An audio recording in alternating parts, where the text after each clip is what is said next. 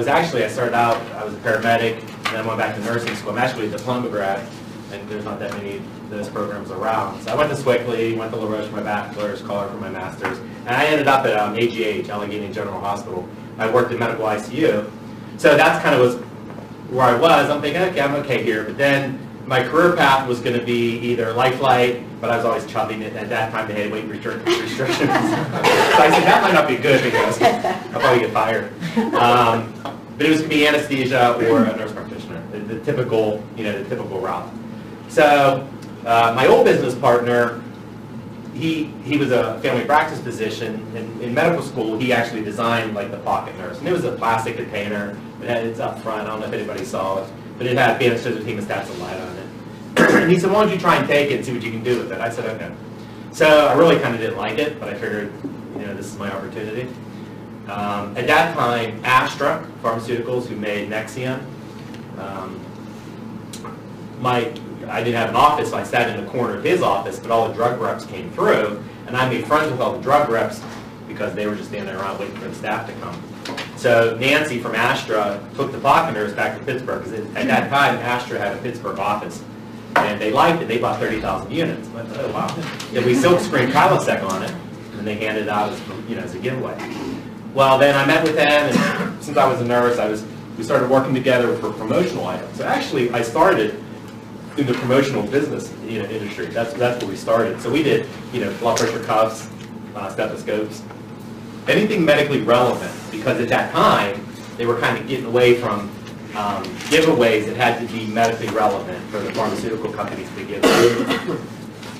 So pretty much that was my cash cow. I had no money, starting off.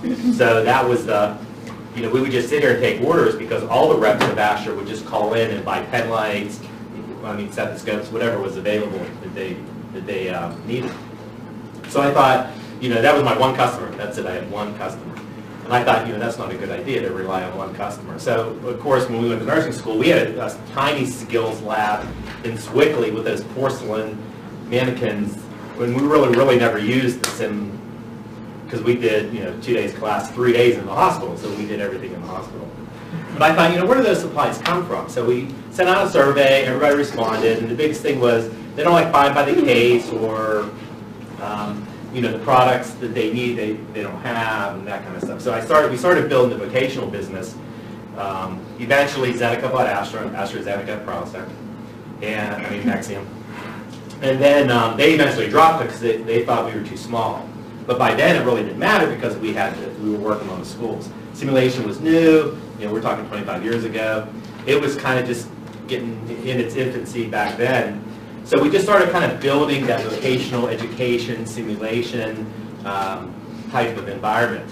And what was nice is kind of like right place, right time, because back then, schools, they weren't ordering a lot of stuff. They would just maybe order onesies, twosies, while your big medical supply dealers really didn't want to deal with schools because it was just too small for them. At that time, even the process of the purchase order cost more than what the school was really buying.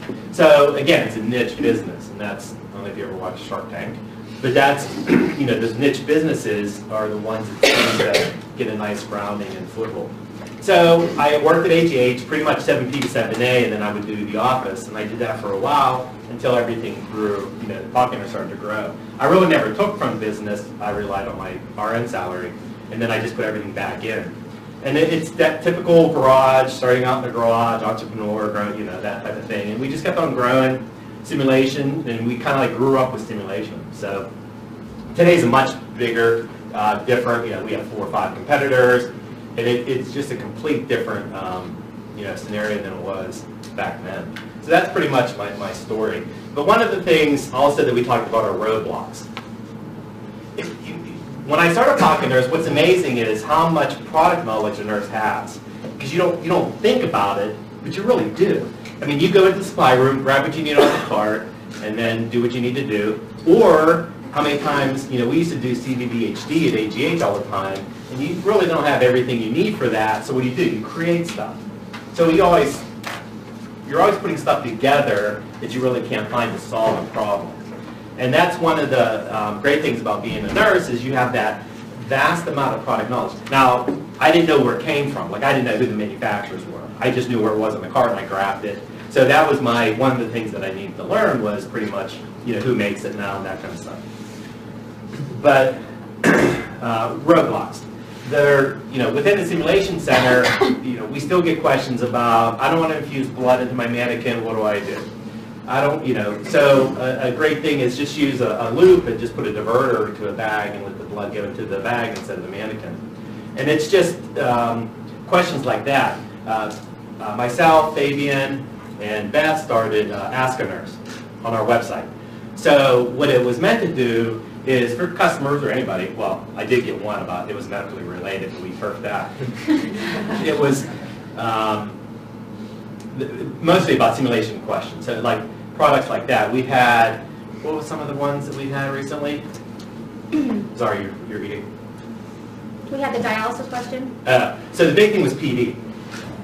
We used to do PD all the time in CVVHD in the unit, and then HEMO was done by, obviously, the renal nurses. So she wanted to create PD in her lab. Well, and I didn't even know this, but you pretty much can't, because we can provide the dialysate fake because we have a 3-liter bag of fluid, but you can't get the tubing and the drainage bag. Baxter's the only one that makes it, and they're all allocated. So if you're a dealer, you have to sell to renal facilities or a hospital, and all of the dealers on allocation. So what does that mean? You only get so many per month. You can't go above that. So you're not getting it. So I told her that pretty much. You're not getting it unless you make it up. And that's one thing that we don't understand what allocation is. It happens all the time. Puerto Rico got slammed, so there goes IV fluids again. Because that's where Baxter made some of their IV fluids and some products in Puerto Rico. So what happens is bigger manufacturers, they put out what we call allocation. So they look at your history. Let's just say you buy 2 cases a month. That's all you're going to get. So you're only allowed to purchase 2 cases a month. So what do? Of course, hospitals go first, and then they work their way down. Where's education fall? Down here.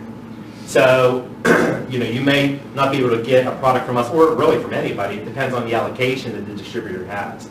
We just had that with, of all things, BD 3 ml 22 by 1 gauge needle. I know, exactly. It doesn't make sense. But things happen. It could be a Puerto Rico issue. It could have been one of the hurricane issues. You never know that kind of happens. So what do you have to do? You have to be resourceful and come up with that. But that was the big story about peritoneal dialysis on the question. But those are questions like that we get, that we answer, we help. We're definitely not here just to sell products. And that's from the beginning, if you need something, just ask. Like even, I know a lady asked about scenarios. She goes, do you sell anything for scenarios? We said, you know what, here's 50 links. Go check those out first, all your free stuff that's available, and then if you need something else, come back to us. So it's not like, we're always pestering you to buy something. And there's resources that we have that you might not be aware of. So definitely reach out to us. We don't care about sharing or helping or pointing you in the right direction. But now, 25 years later, there's lots of resources that simulation has. SSH and Axle alone is a great resource. Behind the scenes person is a bunch of syntax. Your syntax, are the best for being resourceful and collecting information. But there's resources for them as well. So, talk about allocation. Talk about that, creativity. Told you about Pocket Nurse products. So Pocket Nurse itself, we have about 5,000 products that we use for simulation. So what's nice is, they're like fully trays or non-sterile. A lot of our stuff is non-sterile. We don't try to cross-sell to real supply chain facilities because 1, I'm not willing to take the risk. 2, we don't need to. We're a small business. We're going to end up probably with like 93 employees. That's where we're at. You saw the facility, and we love simulation, and that's where we started. So we don't, we're not going to sell to the school nurse. People ask us about that, or the real supply chain. And I don't, one incident, which I just want to cover, one of our competitors, I don't know if you heard about this, but one of our competitors, they're like a wholesaler. They sell through distribution channel. So a med-surg dealer was selling their products. Well, again, there was another normal saline shortage a few years back because the FDA shut down one of the plants. And what they did is they took the simulated solution and put it with their regular IV solutions. So when you look on the website, because when I looked at it, I thought, how can that happen? But then I realized how. So they put it on there, and then don't forget, I'm 53. I never had simulation. So everybody practicing, probably around my age, they might not even have had simulation yet. So they looked on the site. They said, oh wow, there's normal saline and it's available. Surgery centers, and we're sucking it up. So they infused 60 people with dirty China water. 2 died and 60 were injured. So of course the FDA was all over us. Because the biggest thing with the FDA is pretty much labeling. If you label it correctly, they'll leave you alone. And I said, I really never looked at their product, but I did look at it. And the only thing they had on their bag was for clinical simulation. Well, they ripped into them, over that. So that's another risk that I don't want to ever happen or take. But that's just available, for simulation. People now still don't understand the simulation market. So it's still new. There's still plenty of people out there working my age that never had simulation. So Demodo's products, the biggest thing when I started 25 years ago was to develop products for simulation, because we don't need products sterile. We don't need certain things. Standardized patients, you can't fake a temp. You can't fake their blood sugar. It is what it is. So we have the programmable thermometer, so you program 2 temps. If you want it to be 30 or 104, it can be. And the glucose, which is coming out in January, you can have hypo 30, you can have 1400 blood sugar if you want. So we talked at the last RMU meeting about changes. And that's one of the things that we're seeing is schools using more standardized patients if it's available to them. So you're starting to see more standardized patient products kind of come out to support the standardized patient role. Where it was so mannequin based, and you still need them, but you might want to incorporate standardized patients into your curriculum for simulation, and there's products that we're developing for that. And that's it's a little bit of a change that's occurring. We have a couple emails, so you can always go and ask a nurse and ask us. You can reach out to Beth or I. We have ideas we get a lot of ideas from nurses. Nurses are very creative. So we do 2 things. Some, they just say, here's an idea and walk away. But some kind of want to be like a pseudo-entrepreneur and want to, really take it, to market. So we help that because of course we encourage that. And we'll help you either with, just if you have an idea and you say, hey, what do I do? Just email me and I'll tell you what you need to do. Or you might say, hey, can you carry this? Or can you patent it and make it a product?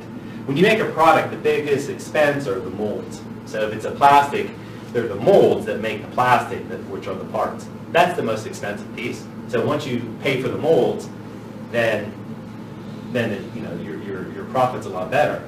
So what we do is we'll pay for those molds, we'll upfront the cost, and then usually it's like a royalty payment for every product after that, after the mold charges are paid off and expenses and stuff like that. But that's another avenue that we've helped a couple nurses in developing the products or working with them to point them in the right direction for a patent, how to do that, how to copyright, that kind of stuff. The biggest thing with that, just remember, a lot of the faculty's under contract. You just want to make sure that in your contract it says that anything that you invent is yours. Because some contracts will say, the engineers at Ford, whatever they invented, Ford owns it. So you just have to clear that one hurdle. But other than, I think only one school was like that. I've never seen it anywhere else. So that's another opportunity that we do. But basically that sums up my introduction and speech. Anybody, any questions, any roadblocks, any issues? How many years did it take from beginning to where you are now? So I started in 1992, but don't forget I worked, so I would go to the office and hang out and do things. And my first trade show was ACTE, which is the high schools. You can't call them tech anymore because they get offended. What do they call them now? Career and tech. That's it. Career and tech, yeah, CTEs. So CTE programs was the first trade show that I went to. So I was standing, I think we have an old picture, I was standing in a suit with a Becky behind me, that's all we had. And so that was like 92, 93, and then I think I finally quit AGH in 2000. So it probably took about 7 years to kind of be independent. Cool. Because again, I started slow. It was just a slow, so about 7 years. So when you're looking at developing a solution, how long does that process usually take, and what are the hurdles throughout it? We usually say a year to 2 years. It depends on really what it is. You know, because we try to make it here if we can. It all depends. If it's a demo, we make all the demo. Well, when I started demo, I started in India, and then went from India to China, and then China. I brought it all back here to the States. So all of our Demodos products are made here in the States now. So it just depends on what the product is, how many molds. You know, again, those molds are expensive. With the mold processes. So we say 1 to 2 years from idea to in the catalog. Mm-hmm. And then, for example, the glucometer, that process was there any like huge hang-ups throughout that? Not huge hang-ups, but a lot of little ones. Mm-hmm. Like the engineer in China quit, so another one had to pick it up. So it took them a while to get everything in line because we had changes we wanted to make. So that was probably the biggest hurdle. We have 2 agents that we work with in China. So, you know, if you shouldn't do it yourself is basically my point. You know, don't try to do that kind of stuff on your own unless you have an agent there on your side that's really working for you. Because they visit the factories, they talk to the people, the whole, you know, it's very difficult to try to do that on your own. When you got started, you were kind of bootstrapping by having a salary, working as a nurse. As you kind of went full-time with Pocket Nurse, did you require any external investment in the company, or was it all kind of bootstrapped from the founder? Yeah, no, the AstraZeneca helped. Yeah, that was definitely my cash cow. Because we would just sit there and take orders from all the reps. So really, I probably wouldn't be here. Well, I might be. But that was the big cash that I needed, and which helped really to build the base. Because again, I didn't have any big start. But and then as the schools pilled on, then that started to help, and then it just started building up. And then funding all of these new efforts, like the thermometer first, and then the glucometer. Has that all been from sales revenues that you've been able to fund those, or have you needed to take out some types of loans or additional? No, so Pocket Nurse will fund the idea first, and then we just ask that it gets paid back from sales. Got it. So the nurse doesn't have to, unless they want it. Sometimes they want to own everything. They just pay for it, but it's kind of expensive, and a lot of people, you know, as a nurse, you can't afford it. So we usually fund it, and then we just ask that that's all paid back, you know, at this point. And then once the sales start, they get a royalty. That's the most common preferred choice. Yeah. So you're making the investments Right. in the ideas. Right. Anthony, this is broad, but we talked about you being excellent at being an information broker. Is there anything you can help? I mean, you're just quick, and I think it would help others to learn. What is it that goes through your brain when somebody comes at you with something and you just say, and you have all these resources? You know, I love Google. So, and Aaron will always say, because I love looking for stuff. Like if someone gives me a problem or idea or a suggestion, I just, like I said, I'm an information broker. So we know where to go, we know where to find it. If not, we go out, we search, we find out. Throughout the years, I develop friends in India. We have our agents in China. We'll ask them, you know, they'll kick up with information. They don't really care. So there's a lot of resources that we have, but we like to look, like give us a challenge type of thing. Like that PD, it was a mini challenge. I didn't know, I thought it would be available. I didn't know that it was on allocation or you really couldn't sell. Because then my question was, well, we sell the PD mannequin, you don't have any supplies to go with it, basically, unless you could borrow them from the hospital. So that was what I meant by information broker. Yeah. So I have 2 questions. One is, what is the international footprint now for the kind of products that Pocket yourselves? Do you sell a lot internationally? International is growing. So we actually, you know, Canada we probably did $1 million in Canada. That dropped off because the Canadian government kind of controls the schools and the cash flow. So they gave the schools a bunch of money a few years back, but I think in 2018 that the funds are coming back through Canada. We have 2 people over there now at SimOne. Are you familiar with that? The SimOne conference, that's going on right now. So they're exhibiting at SimOne, And they're ramping up to redo their labs and recovery. So Canada is a good country for us. Saudi Arabia, what do we do in Saudi Arabia this year? We're actually up about, fairly close to about $250,000 this year. Yeah, but we have a dealer over there. Because again, you can't, it's easier to work through somebody else in those countries than you trying to do it yourself. So, Well, my second question was, where do you see the biggest market sector increase? Because it seems to me that the bundling of supplies like kits for students and so on and so forth has really risen Yeah, all across the United States. It has. Simulation is still growing. We have 6 verticals. So nursing obviously is the biggest. It will always be the biggest because that's the biggest hunk of the pie. But pharmacy and pharmacy techs are jumping on the bandwagon. Pharmacy programs are buying high-fidelity mannequins for pharmacokinetics. When I inject that into the mannequin, what does it do? So they're building like an ICU room, I mean not big, into their lab. I think Duquesne is building a retail and hospital simulation center, pharmacy simulation center into their school. So nursing, again, 25 years old. Pharmacy's just starting. So pharmacy is where nursing was 25 years ago. So they're starting to jump on the bandwagon of simulation. Since that study, now that simulation is validated, a lot of people are using that to say, hey, I can do it with pharmacy, I can do it with CTE programs.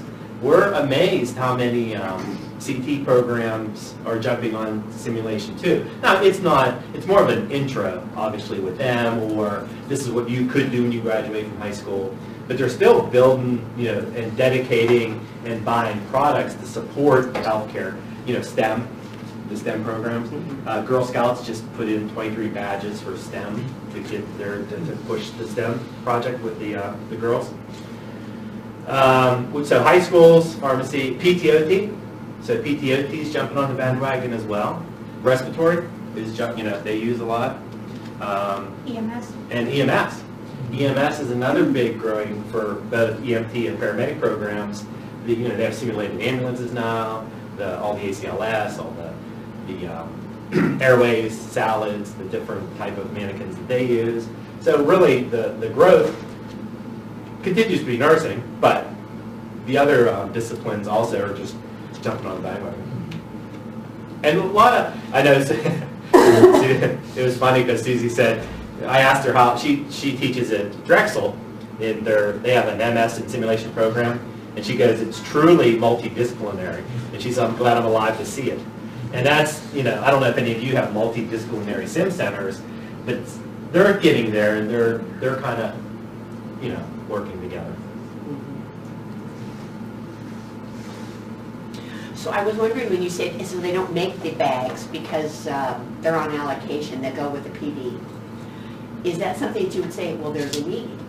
I would think it says, well, there's a need, but then there's no market really. How many people do that? Exactly. That was my thought because, we didn't learn PD in nursing. You don't learn that in nursing school. No. So, I don't know, I forget the name of the school where she wanted to do it. I think she had a mannequin, so she just wanted the supplies to go with it.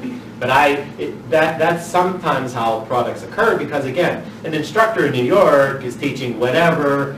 You know what? Same instructor is going to do that in Texas and in California, and it's going to be, that's how we develop products.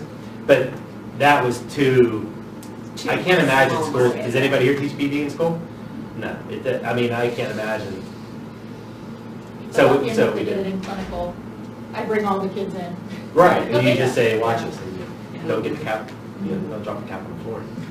So, that's what we do. We kind of look to see what it is, and then they said, we'll send a survey out to say, hey, do you teach us?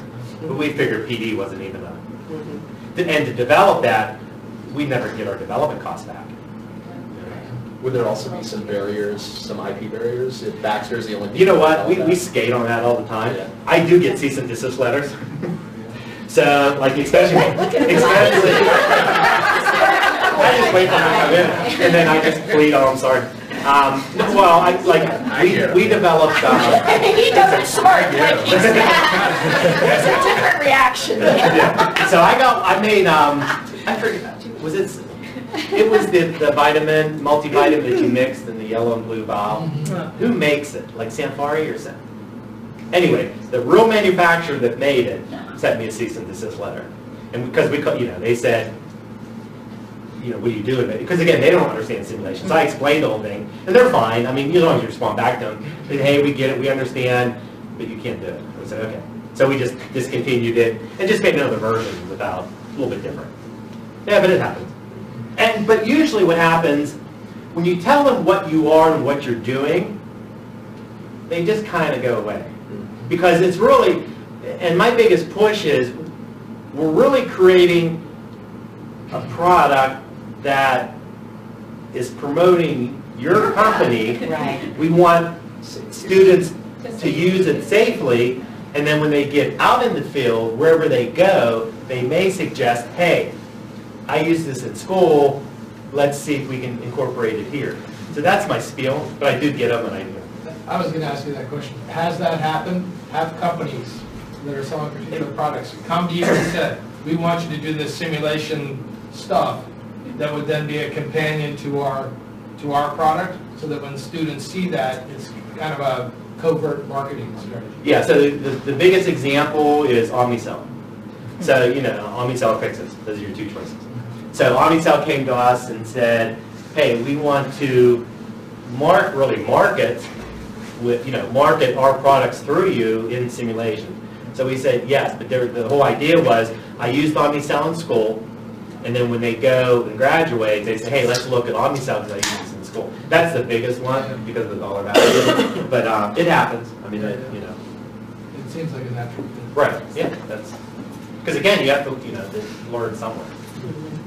And if you learn the products, if you use the products in school, it doesn't necessarily, maybe your clinical site doesn't have them, but again, what was my new favorite quote from Dr. Francis?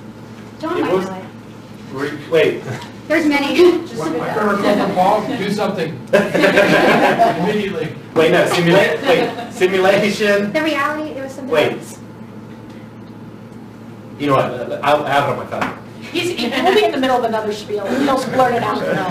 No, but I like this because the idea is you're learning the theory behind it. You have no idea where your students are going to go. So in clinical, they may use Omnicell, and you want them to use Omnicell, but they might end up at a Fixus place. So it's really the theory. Okay, he says, creating reality is not the goal of healthcare simulation. That's I know sometimes we get stuck on, we have to create exactly what we see in the lab or exactly reality, and that's really not the goal. The goal is that critical thinking piece, is to get, when everybody graduates, it's that critical thinking is what you want to achieve.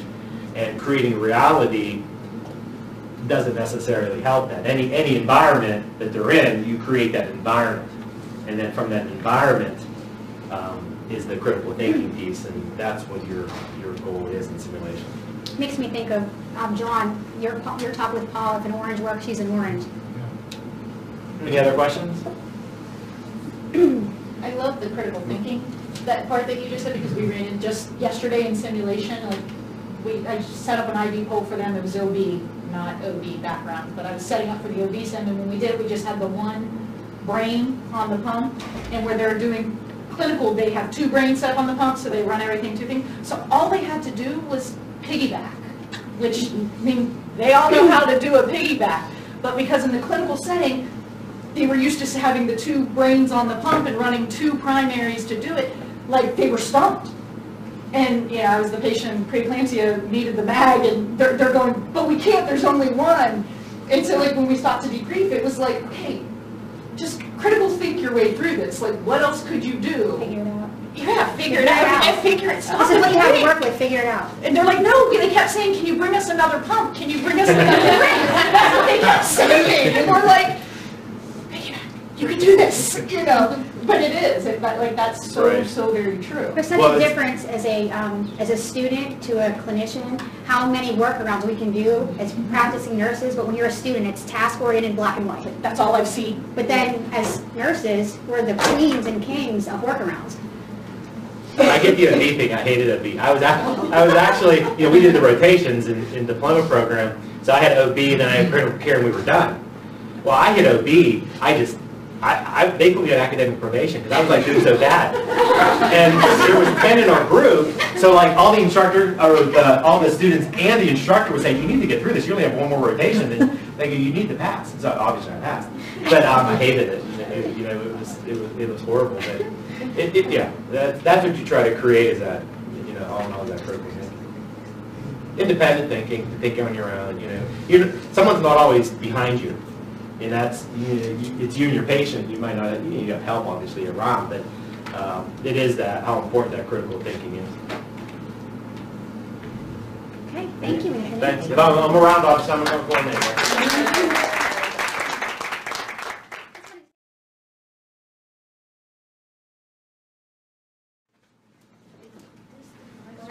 Yeah. I was just wondering because it was on. Well, I introduced myself to you a little bit earlier, and I just wanted to Yeah, because that's what I was looking for. talk about a couple of things I noticed. First, I love being in a group that whenever a table of body parts and stuff comes up, everybody gets it.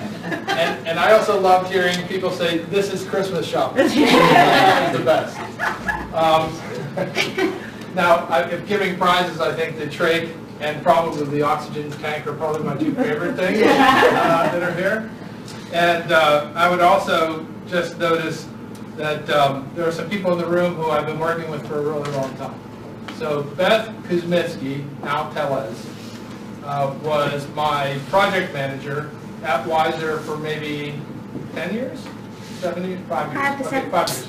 5 years, but she was able to make it feel like 10.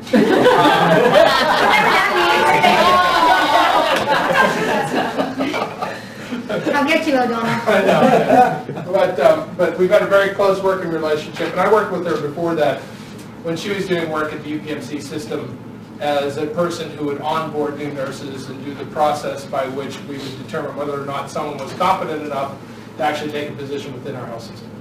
So she's been doing this kind of work for a long time and has done lots of quality work, so I'm glad to see that she's still doing work in simulation and adding value to Anthony's company, which I think is a very important piece to have people who are really connected to that world. Secondly, Susie Cardong-Ankren and I probably have known each other for 5 years. Is that right? Longer than that. All Longer. right, 10. I knew I would get this right eventually, but a long time. And so, I just acknowledge her as one of the top nursing simulation educators in the world. I think we probably all know that.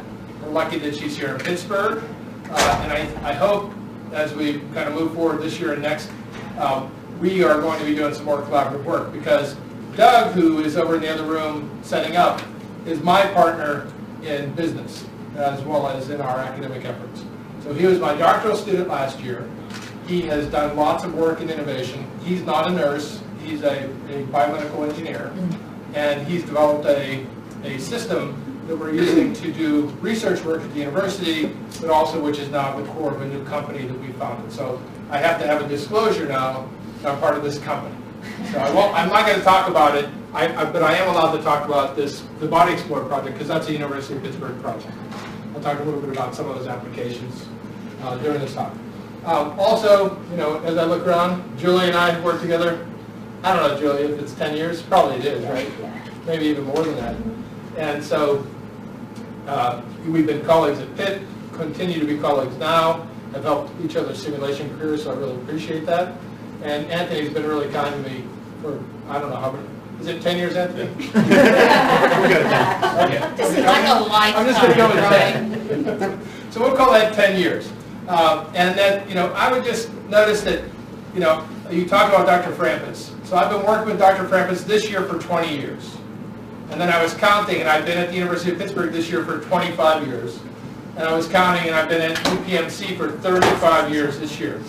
And those numbers are important because somewhere between that 25 and 35, Dr. Bill Tulloch was one of my instructors as a nurse anesthesia student. He's much, much younger than he looks. I was an older student who was a younger doctor. But the bottom line is, it's really great to have folks sharing an interest with me who I've known for so long.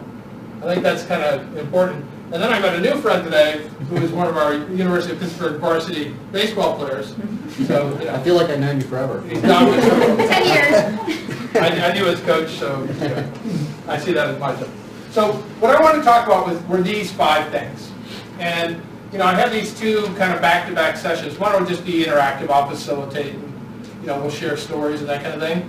And what I'll do initially is just share my thoughts in a kind of a story, because that's how I like to talk and just tell stories. And I'll share personal stuff too, if you don't mind. I'll tell you a little bit about my family and so forth, because they're all involved in simulation now. And whether they volunteered or were voluntold, I never know. But they all seem to have benefited from it as well. And when I say that, what I mean is it's personal to me. This whole area of education I've been involved in since 1994, and probably before that in my ACLS and BLS training and so forth. As we all now know, that was really probably some of the earliest healthcare simulation was work in those areas. So I've trained lots and lots of nurse anesthetists. It's over 800 now, which is a really big number of anesthesia providers in the United States, if you know how small that group really is. And one of the things that I've always held dear, I'm a retired Army veteran, and I've always held dear the ability to help train people who are going to then go and serve in the military. I think that's important. And these 6 guys are all graduates of mine. 5 out of the 6 still work at UPMC. The other person works at Conemaugh in Johnstown. And I stay in touch with all of them. They are all anesthesia providers who I would say are exceptional. I think when we think about anesthesia providers in a military theater, we think about maybe having these big surgical hospitals, like MASH unit maybe type of places. Well, that's not what these guys were. These are forward support guys. So these are anesthetists that they train to kind of jump out of airplanes. I think 3 of them are jump qualified, or be on forward surgical teams caring for people. Sometimes with anesthesiologists, or sometimes maybe without anyone available to help them, and they would then go back to the hospital where an anesthesiologist might be there to assist them. But the anesthesiologists are more rare in the military, and on the table of organization and equipment, which is where personnel fit, they are seen as special assets who need to be protected. So they put bullet stoppers out there, whom I had a chance to train. And at this time, in 2009, I got an email from these guys, and it was, I remember it pretty clearly. It was a night, tough week, I was discouraged a little bit, and this pops into my email at about 11:45, which to them was about, I think, 10 a.m. or something like that in Iraq. And they represented, at the time, 1/4 of all the anesthesia assets in the country. Right? Were Pitt graduates from my program who had all then joined the military and were out in the field. And so, there are 2 messages here. One is, they sent me the text of the email, and it said something along the lines of, we're here, it was austere, but the very first thing that we did when we got in country is we were put in this vehicle. And it's the Army personnel carrier vehicle. We call it a Humvee. In the civilian world, or maybe an H2, you might see them on the roads, they're commercial versions. But these are the armored ones underneath, which can withstand an IED blast. And so they have a simulator, and what they do is they have a rod that goes down the center of this vehicle, and then they put you in it, and then they spin it, because it will mimic being blown up by an IED, and then you have to figure out, get your bearings, critically think, get out of the vehicle, and then defend your perimeter. So it doesn't matter if you're a doctor or a nurse or whoever, everybody goes in that simulator, because you have to hold your ground if you're attacked. That's a possibility. And they said their simulation experiences there and also in other areas of the theater allowed them to function and be safe. And so that just made me feel so good that we could have added that to their education, not just the idea of the medical part, but also the part of thinking and so forth. So when I heard that talk about critical thinking and what's so important and what we can train, that Humvee thing isn't real, right? It's just a thing on a barbecue pole essentially, but it was real enough for them to be safer in theater, and I just love that story. These guys are at Intermountain are 2 other anesthetists we trained, and through some of their simulation work, they found enough confidence to actually establish a practice in rural Utah where they didn't have enough anesthesia providers. So they took on that practice. And again, they attribute much of their success to simulation. And then this is me and my daughter on her graduation day. And yeah, I get to wear a dress every graduation day. And that's my son on his first day as he goes off to medical school. My son wants to be an anesthesiologist. My daughter, of course, is already in a nurse anesthesia program. But here's the bottom line. In both of their lives, in both of their trainings, a critical piece was there adequate simulation for them to feel comfortable doing things to real people. And they got some of that from me, but I think that's just some of this generation. They don't want to go and have the chance of hurting somebody.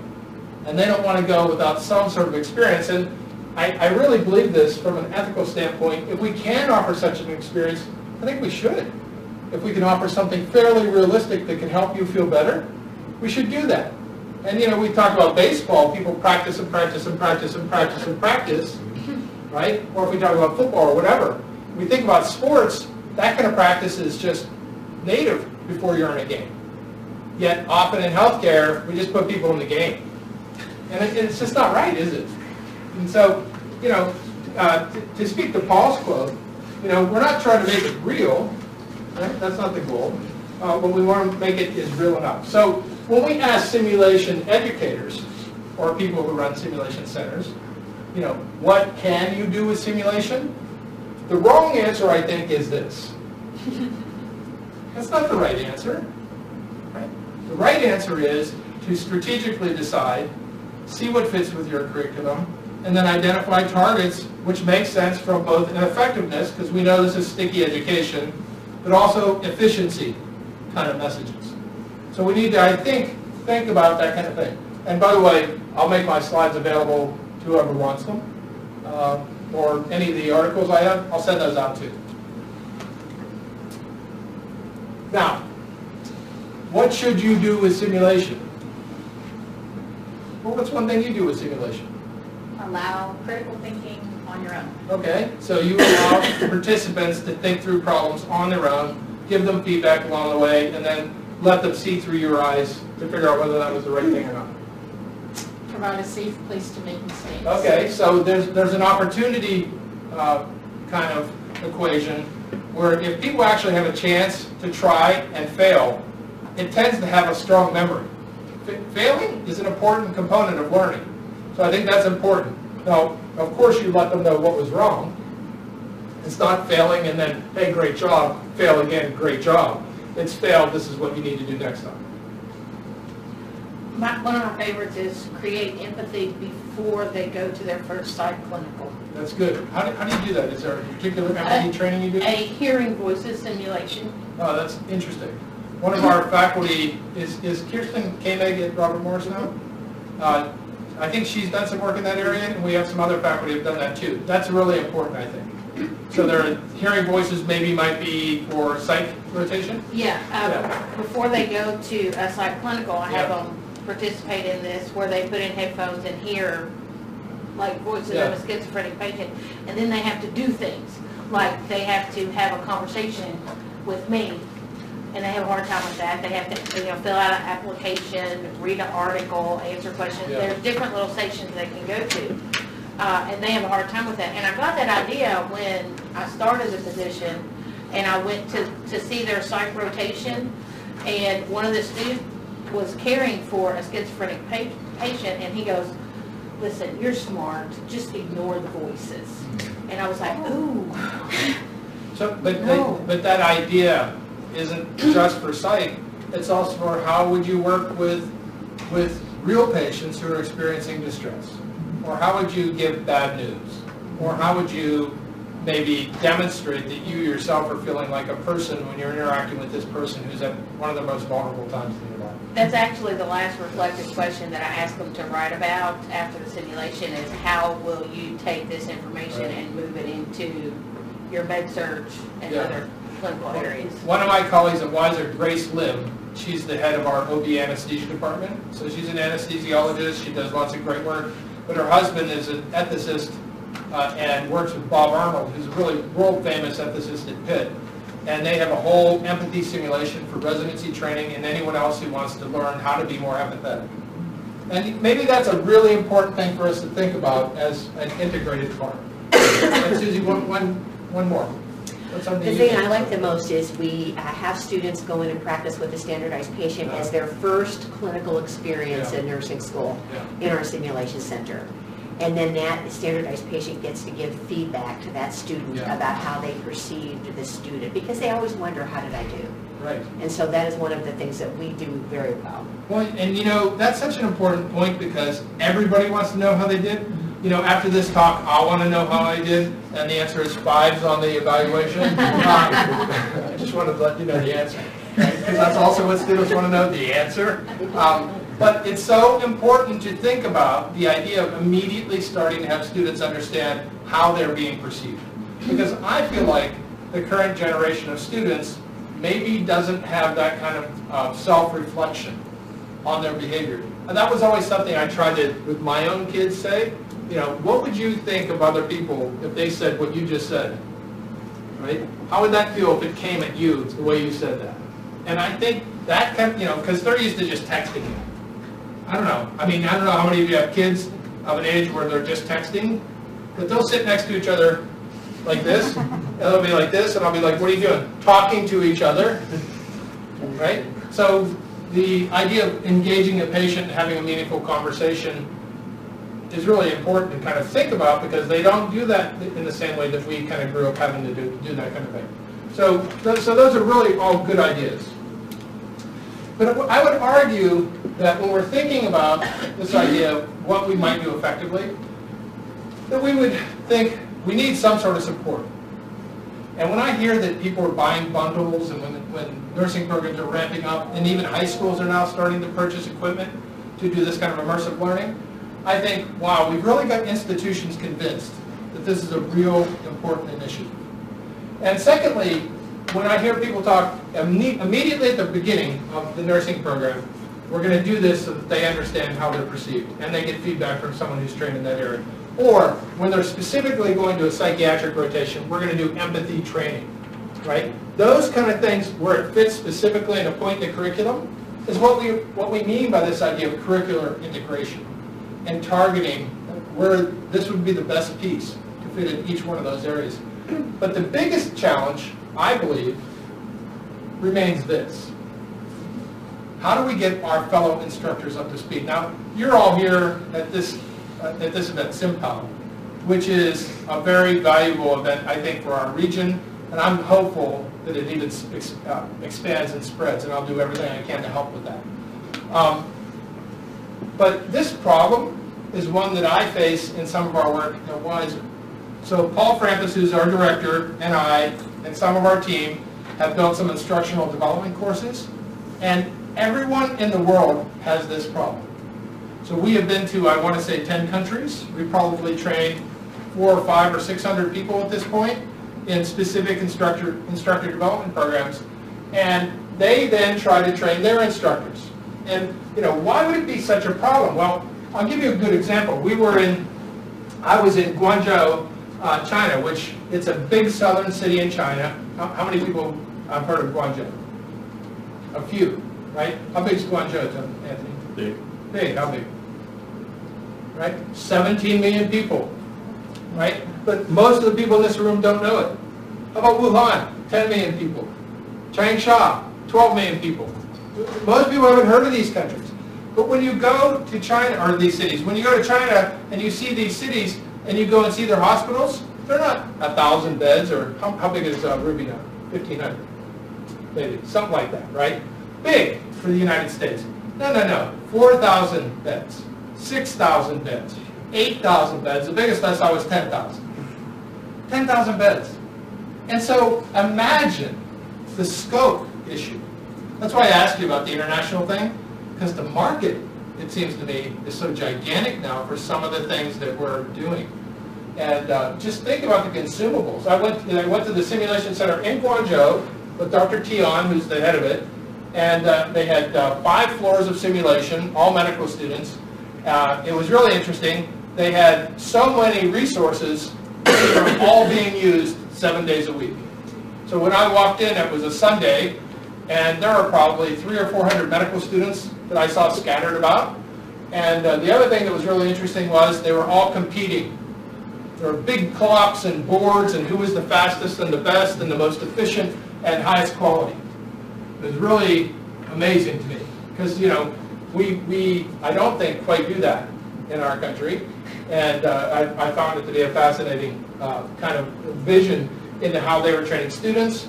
But I was thinking to myself, how do you get instructors ready to do that? And everyone's worried about that idea. And so I think we need to offer them tools, right? So we need to think about what are the tools that different instructors need. And when we think about simulation education, it isn't the same, is it? You've all been classroom educators. This is not the same environment, right?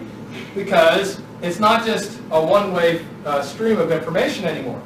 You're now stopping and checking, seeing what the student thought, engaging with standardized patients, having other input that would be different from your own. And so you have to be more nimble. And you have to think about plan A as well as B and C. You have to understand students don't always do what you expect in the lab, do they, Bill? No. In fact, students don't always do what you expect in their careers either, probably. Who would have guessed this 30 years ago? That we'd be in this room. But the point is that it isn't the same, and we need to recognize those things. And when we think about this idea of faculty skills, there are lots of skills that we expect of our faculty, especially as they achieve higher levels within our institutions. And I think this is a separate skill set that we should think about and develop specifically and individually. I also think that when we think about tiers, everybody doesn't need to be an expert. That's my opinion. If we expect every instructor that we work with to be a simulation expert, I don't believe we're going to be able to deploy our simulation courses as broadly or scale them up when we have more students the way that we would like. And so the way that we think about it is there's all these levels. And we may need some experts, but maybe we have experts do different things than we have these novice people do. So this is my answer to that question. No, I don't think that everybody needs to be a sim expert.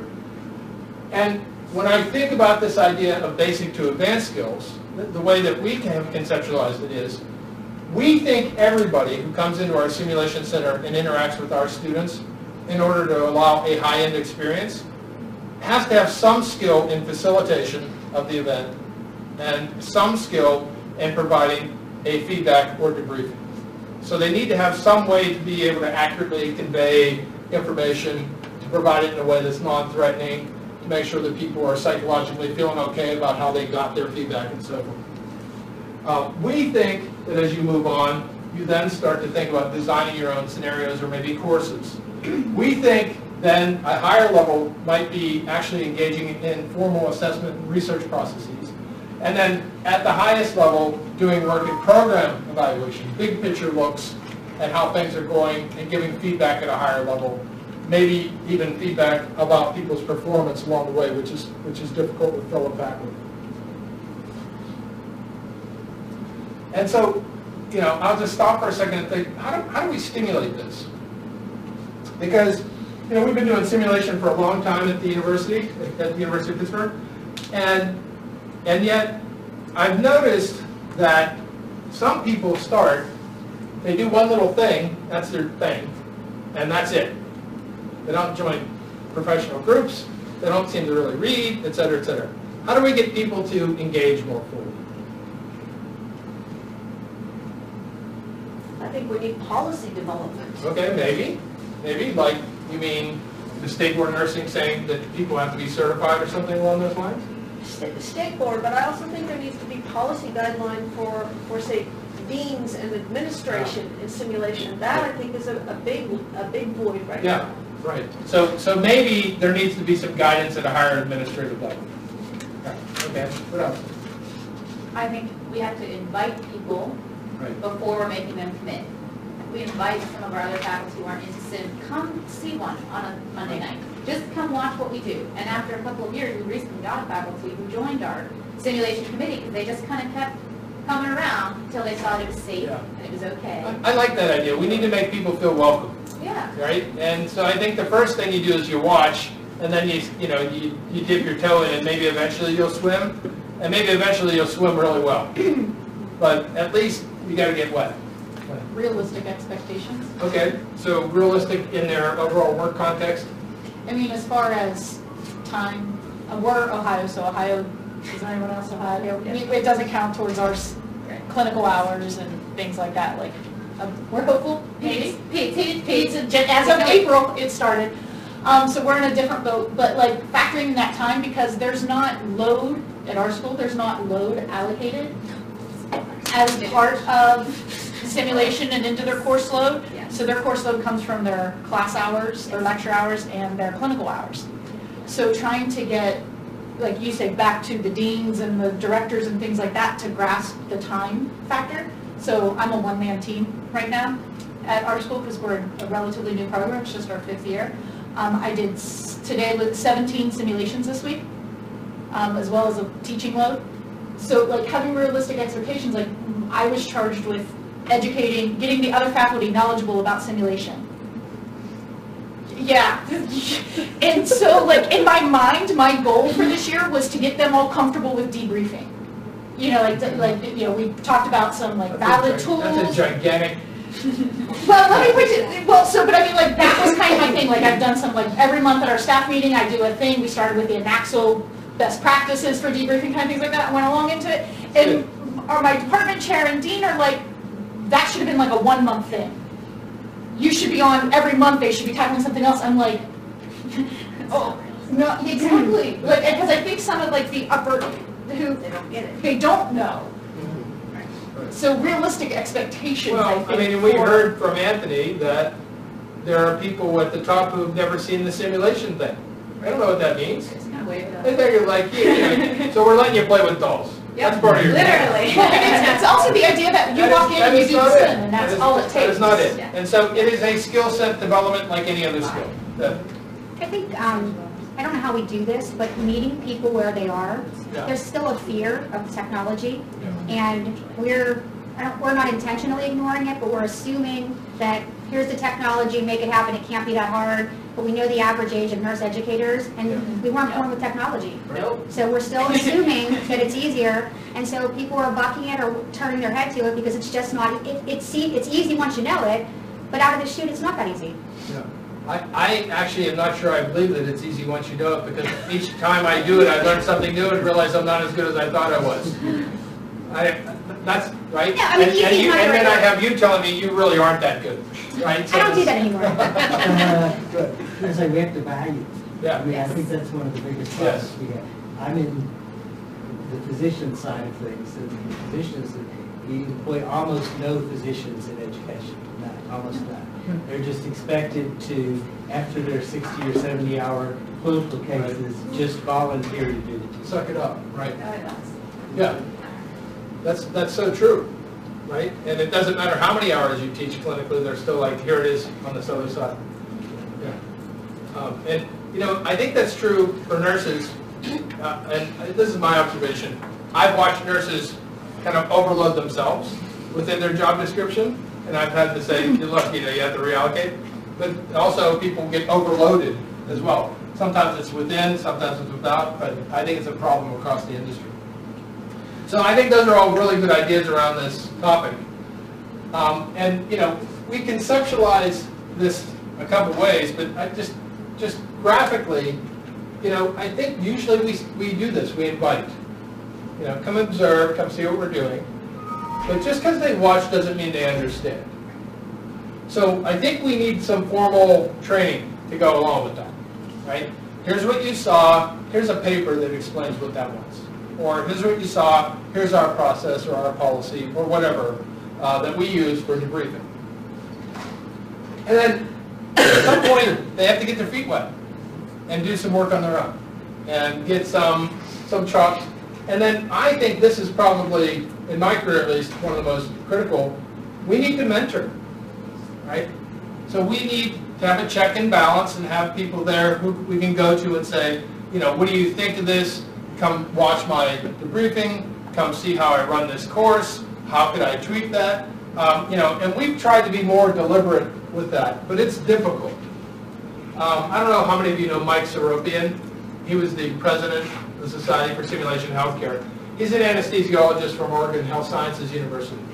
And when he was president, he came to our SAPR symposium. So Peter Safar, the CPR discoverer, if you will,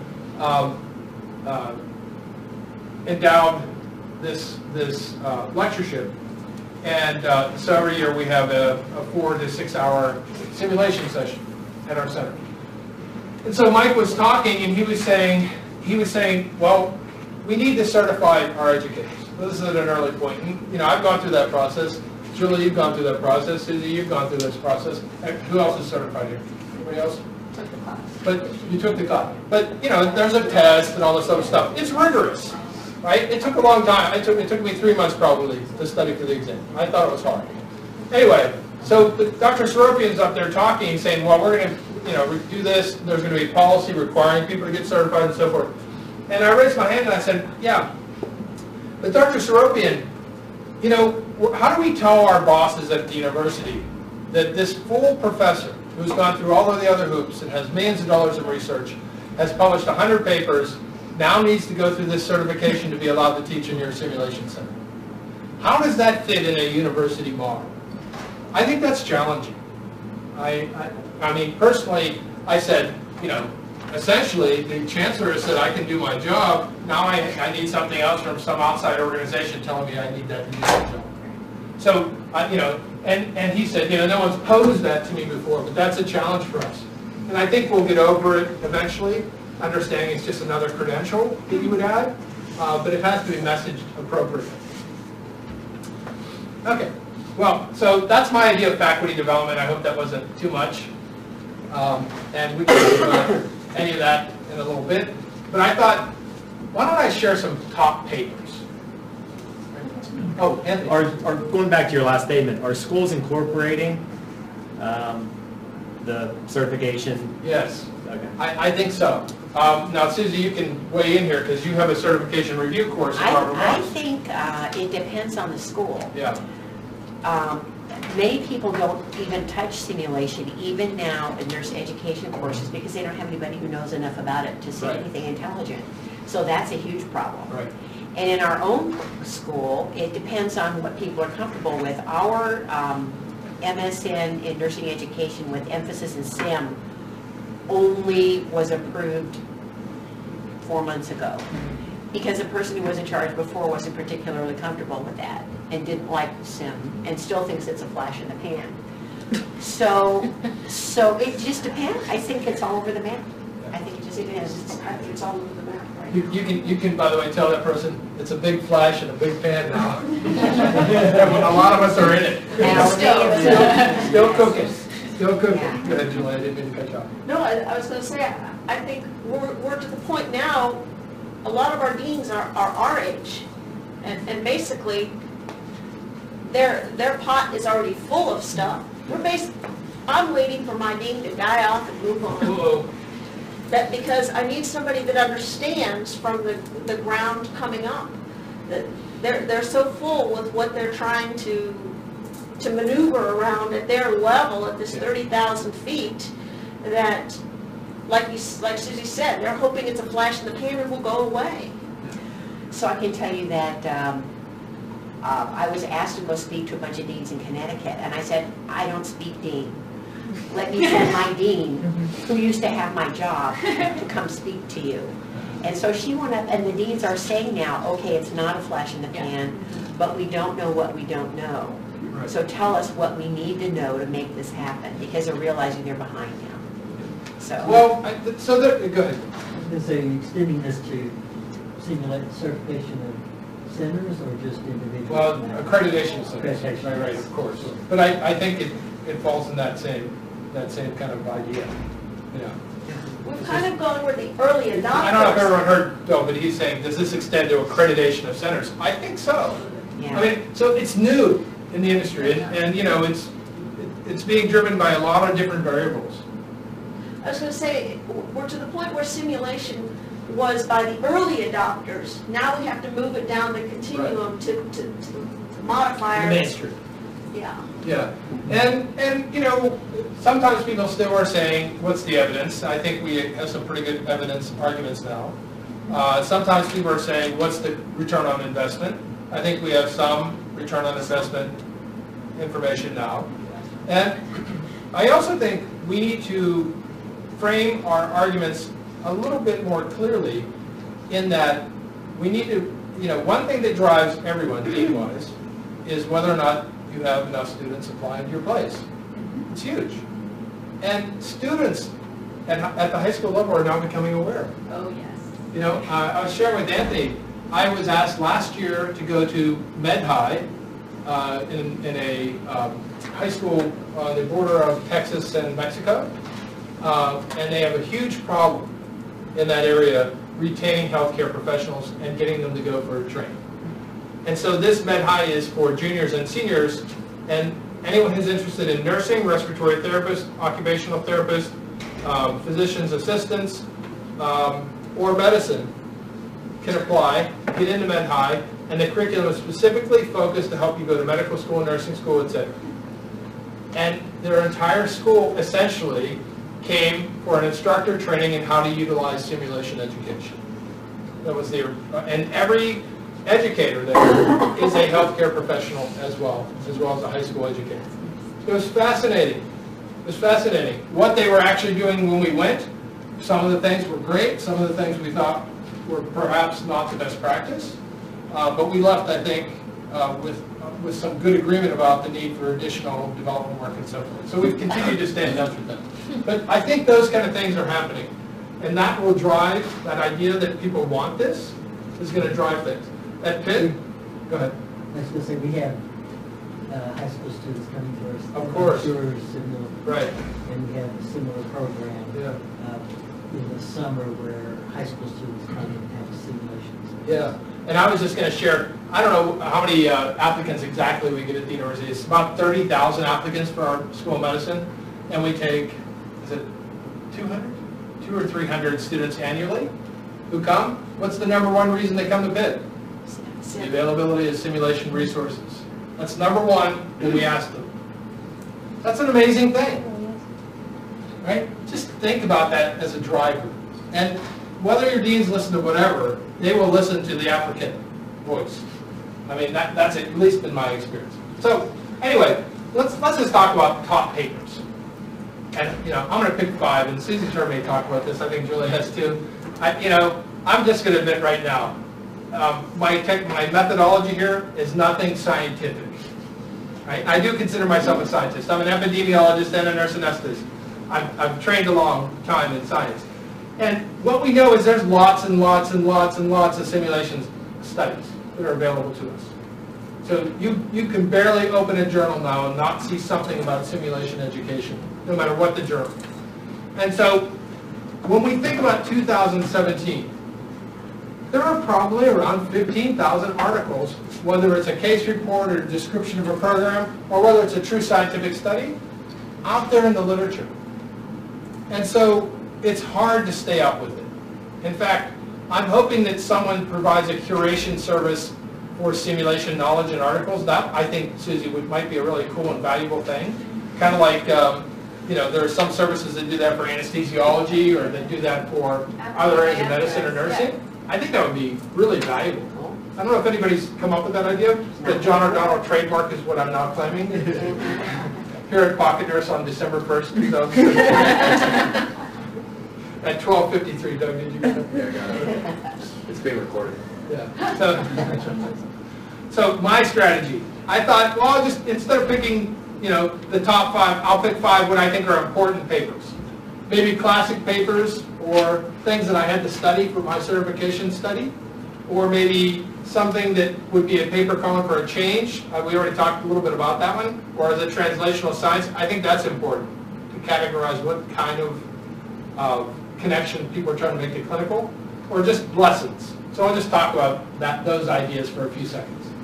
And as I said, if you would like me to send you one individual copy of my paper, of any of these papers, I'll do that individually. Only one copy. Now, how did I pick? Well, Anthony, you said you like Google? Me too. So I went to Google. Google Scholar. They do a really nice job of archiving how many times different papers have been cited.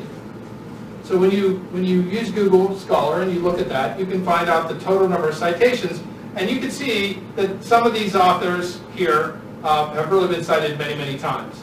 And you'll notice that a lot of the citation correlates pretty well with the number of years back that it's been. So the older the paper, the more likely to have been cited lots of times, especially if it was a foundational kind of paper. But I'm going to select these two because they're really the first two good systematic reviews. They really showed a lot of us maybe some of the best practices. I think a lot of other things have been built on these foundations. And so this first paper is Barry Eisenberg. Barry is the director of the Gordon Center in Miami. He's a friend of mine. In fact, we were just teaching together in China. And Barry wrote this paper. Now, what they pulled initially was around 2,000 papers. And then using a particular rubric, they winnowed it down to those papers which actually had experimental kinds of information in them and data. And they were not able to find enough similarity between papers to make this a true meta-analysis. So what this was more of a theming of what they found in the literature of 109 papers. And you know, what I'm saying to you here is not memorize this. What I'm saying is, as you're thinking about simulation design, what are the design features that seem to be named the most in the literature? And we see here things that we've talked about. Students want feedback. How did I do? Every student wants that. Students want to be able to practice enough to feel good about how they're doing. Students want to have their simulators make sense. Their simulations make sense. So, for example, when we do many of our simulations, we'll say to our students explicitly, you know, and this goes to Paul's quote, "This is not real. We don't think you think it's real. That mannequin isn't real. We know that. You know that. We're not going to pretend that. But what we want you to do is take it seriously, act as you would in a clinical environment, so that you can then see how that might be something you would do with a real patient in a real clinical setting." That has been a very effective message for us. The other thing we say to students is we won't waste your time when we're giving that little spiel. And then you can see some of the other things. And then the paper that goes along with it is a follow-up paper, same authors, different order. And so they refined some things. They now are starting to talk about some theory things here. So for example, deliberate practice is a very specific type of practice where you are trying to become an expert by practicing in a certain way so that every single time you do it, you're better. Be like shooting a basketball like Michael Jordan used to do thousands and thousands of times so that he could do it without even thinking any longer. That's kind of the gist of it. Fidelity's in here. We see that now. We see mastery learning, a particular way to set a certain bar of achievement and have everyone try to meet it. Because we believe that if we admitted you into this program, you can do this work. So some things that are a little bit different. And I just like these two papers because they've always helped me think about, well, if I look at my own simulations, how many of these words would apply? Right? As kind of a quality check for myself. And then we can use them also as a litmus test to see whether or not we have good quality types of activities going on from design features. Now, Susie, you're a big part of these. We now have standards that we can use. There's a 2016 updated version. I think that's the most recent. But now we have shared terminology. We have shared ideas about what integrity means and what it means to be confidential. We have ideas about what's really important. Some of the activities you might engage in, making objectives, sharing them with participants, making it transparent as to what you're trying to do instead of having everyone always trying to figure it out and guess what's in your mind. And then some other elements that we all know are important. We also, and that's the 2016 version that's available to you, especially if you're a member. If you're not a member, you would have... It's still free. It's still free. You can download Downloadable, right. And as is the Healthcare Simulation Dictionary. So we see as we're marching forward in time, we start to see standards and nomenclature, etc. All the elements that we think of as distinct elements of a profession. Right? So when you characterize yourself as an educator, I think it's fair to characterize yourself as a simulationist. if you've chosen to embrace this field. I really think that that is probably how my career will be characterized, that that's what I did. And then we talked about standardized patients, and we talked about arising, I think you said there are arising kind of accessories that maybe a pocket nurse might even have for standardized patient programs. Well, now there are standards of best practice for standardized patients. And if you're not as familiar with that particular group, I mean, we know they're expensive, right, as an ongoing expense, but what we also need to know is they have to be trained. And there should be some core values, there should be some respect and dignity elements, because some of the things that you have students do with them are invasive. And so, you know, the Association of Standardized Patient Editors in 2017 came out with this paper, and then they have a really nice model. So if you're trying to convince people that you should be using standardized patients, or trying to kind of characterize your standardized patient program, I think some of these things are very useful to think about and to talk about when you're thinking about how you might engage in that. Now, here's a new paper calling for change. This is a paper by Schoenherr. Now, not everybody agrees with this, but it happens to be something that I'm pretty passionate about, and that is, the term fidelity. And you know, everybody has a different idea of what that means. So, what's fidelity? Fidelity is the realism that you're mimicking in your situation. Bill, what do you think it is? I was going to say something similar. Okay, anybody else? When you say realism, what kind of realism? So there's different kinds Okay, of realism. all right, hold on a second. And what were you going to say? Well, like the approximation of reality, but only to the degree that you need. Okay, that's good. Suzanne? I agree with my esteemed colleagues. Yeah, okay, anybody? All right, here's what I think it is. It means you won't cheat on your partner. Okay, fidelity. Right? That could be it. Or it means the stereo sounds accurate to what it would sound like when we went to a concert. Because that's where it arose, really. So, you know, I kind of feel like this term, so there are two words in simulation that you hear all the time. One is simulation, all the time, boom, boom, boom. The other is fidelity, all the time. And the thing is, people start saying things around fidelity such as, oh, this is a high fidelity simulator. That's a low fidelity simulator. Oh, you only use low fidelity simulators? Oh, must be St. Franciscan University or something like that, right? It creates a false hierarchy. This is my opinion.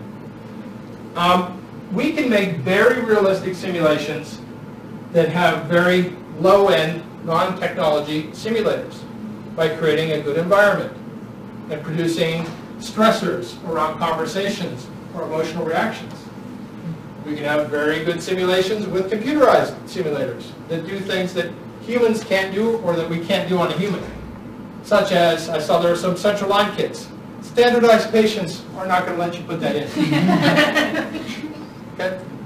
When I watch simulations where students have long conversations with mannequins and the instructor's trying to keep up with the microphone and there's lags and delays and glitches, I think to myself, that is not really a very effective conversation. A standardized patient conversation is probably better. So I throw the idea out there. I think there is some confusion around the idea, especially since there are different types. And so I go along with this author. I say let's focus on describing the simulator, describing the setting, describing the environment. And I think we'll go a long way towards clarity if we do those kind of things. So I like this calling for a new idea. This is translational science context. So if you don't know Bill McGahee, Bill was at the University of Northwestern, then University of Chicago, or vice versa? Mm-hmm. And now he's back at Northwestern. Now he's back in this. All right, well, these academics. But anyway, the lesson here is, if we think about the way that simulation events transpire, and who are the targets and where it happens, and then we compare this with translational science in, say, medicine. And we say, okay, in medicine we might develop some sort of medication that would have an effect. and maybe it has an effect in the lab, right, on animal models or tissues or something like that.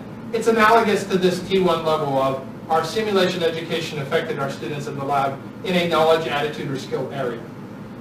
And then the second area might be, and actually if we then come out of the lab and we see in a bigger environment on the medical side, maybe that medicine actually has some impact on animal physiology in live animals.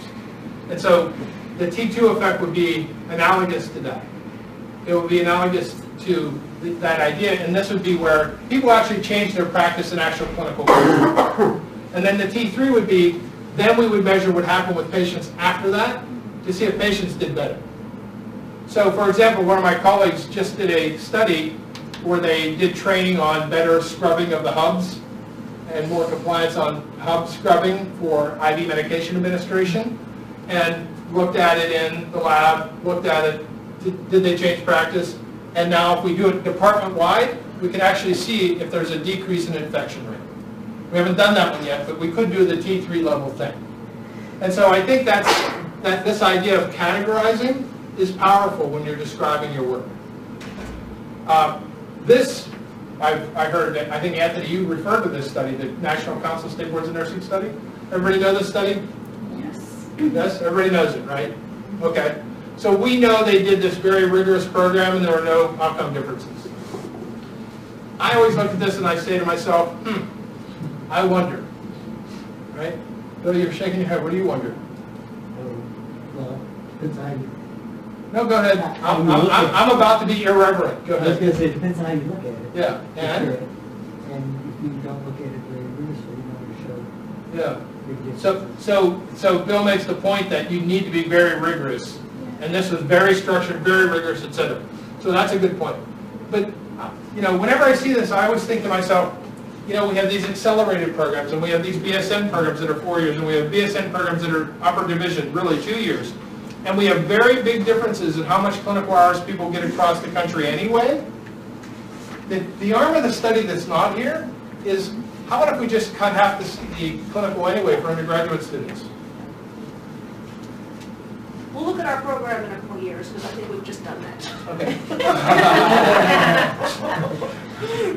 I'm just saying, you know, so sometimes we study things that we never studied before. So I think this reveals, one, effectiveness of structured simulation. I believe that, but I also think we need to validate actual clinical and its value. I would love to see you write an editorial about that, Yeah. number one. Okay. And number two, the range of clinical in the United States is 0 to get your license to 1,600 hours. Right. And so you can go to a program that has no clinical and still get your nursing license. Right. And so that is a very valid It's question. a very valid point. And when states are fighting over 25% of all your clinical hours, the school sets the clinical hours. The state doesn't set the clinical hours. Right. Each school sets their own hours. So when we're fighting over these things, or they're asking for guidance from the board does not tell any school how many hours they have to have. We don't offer guidance. So it makes no sense whatsoever. I sit on the state board in Pennsylvania. You're exactly correct. You make the argument, we make the decision. Right? We don't offer advisory opinion. It's true. So you know, I'm just pointing out, I think this is landmark.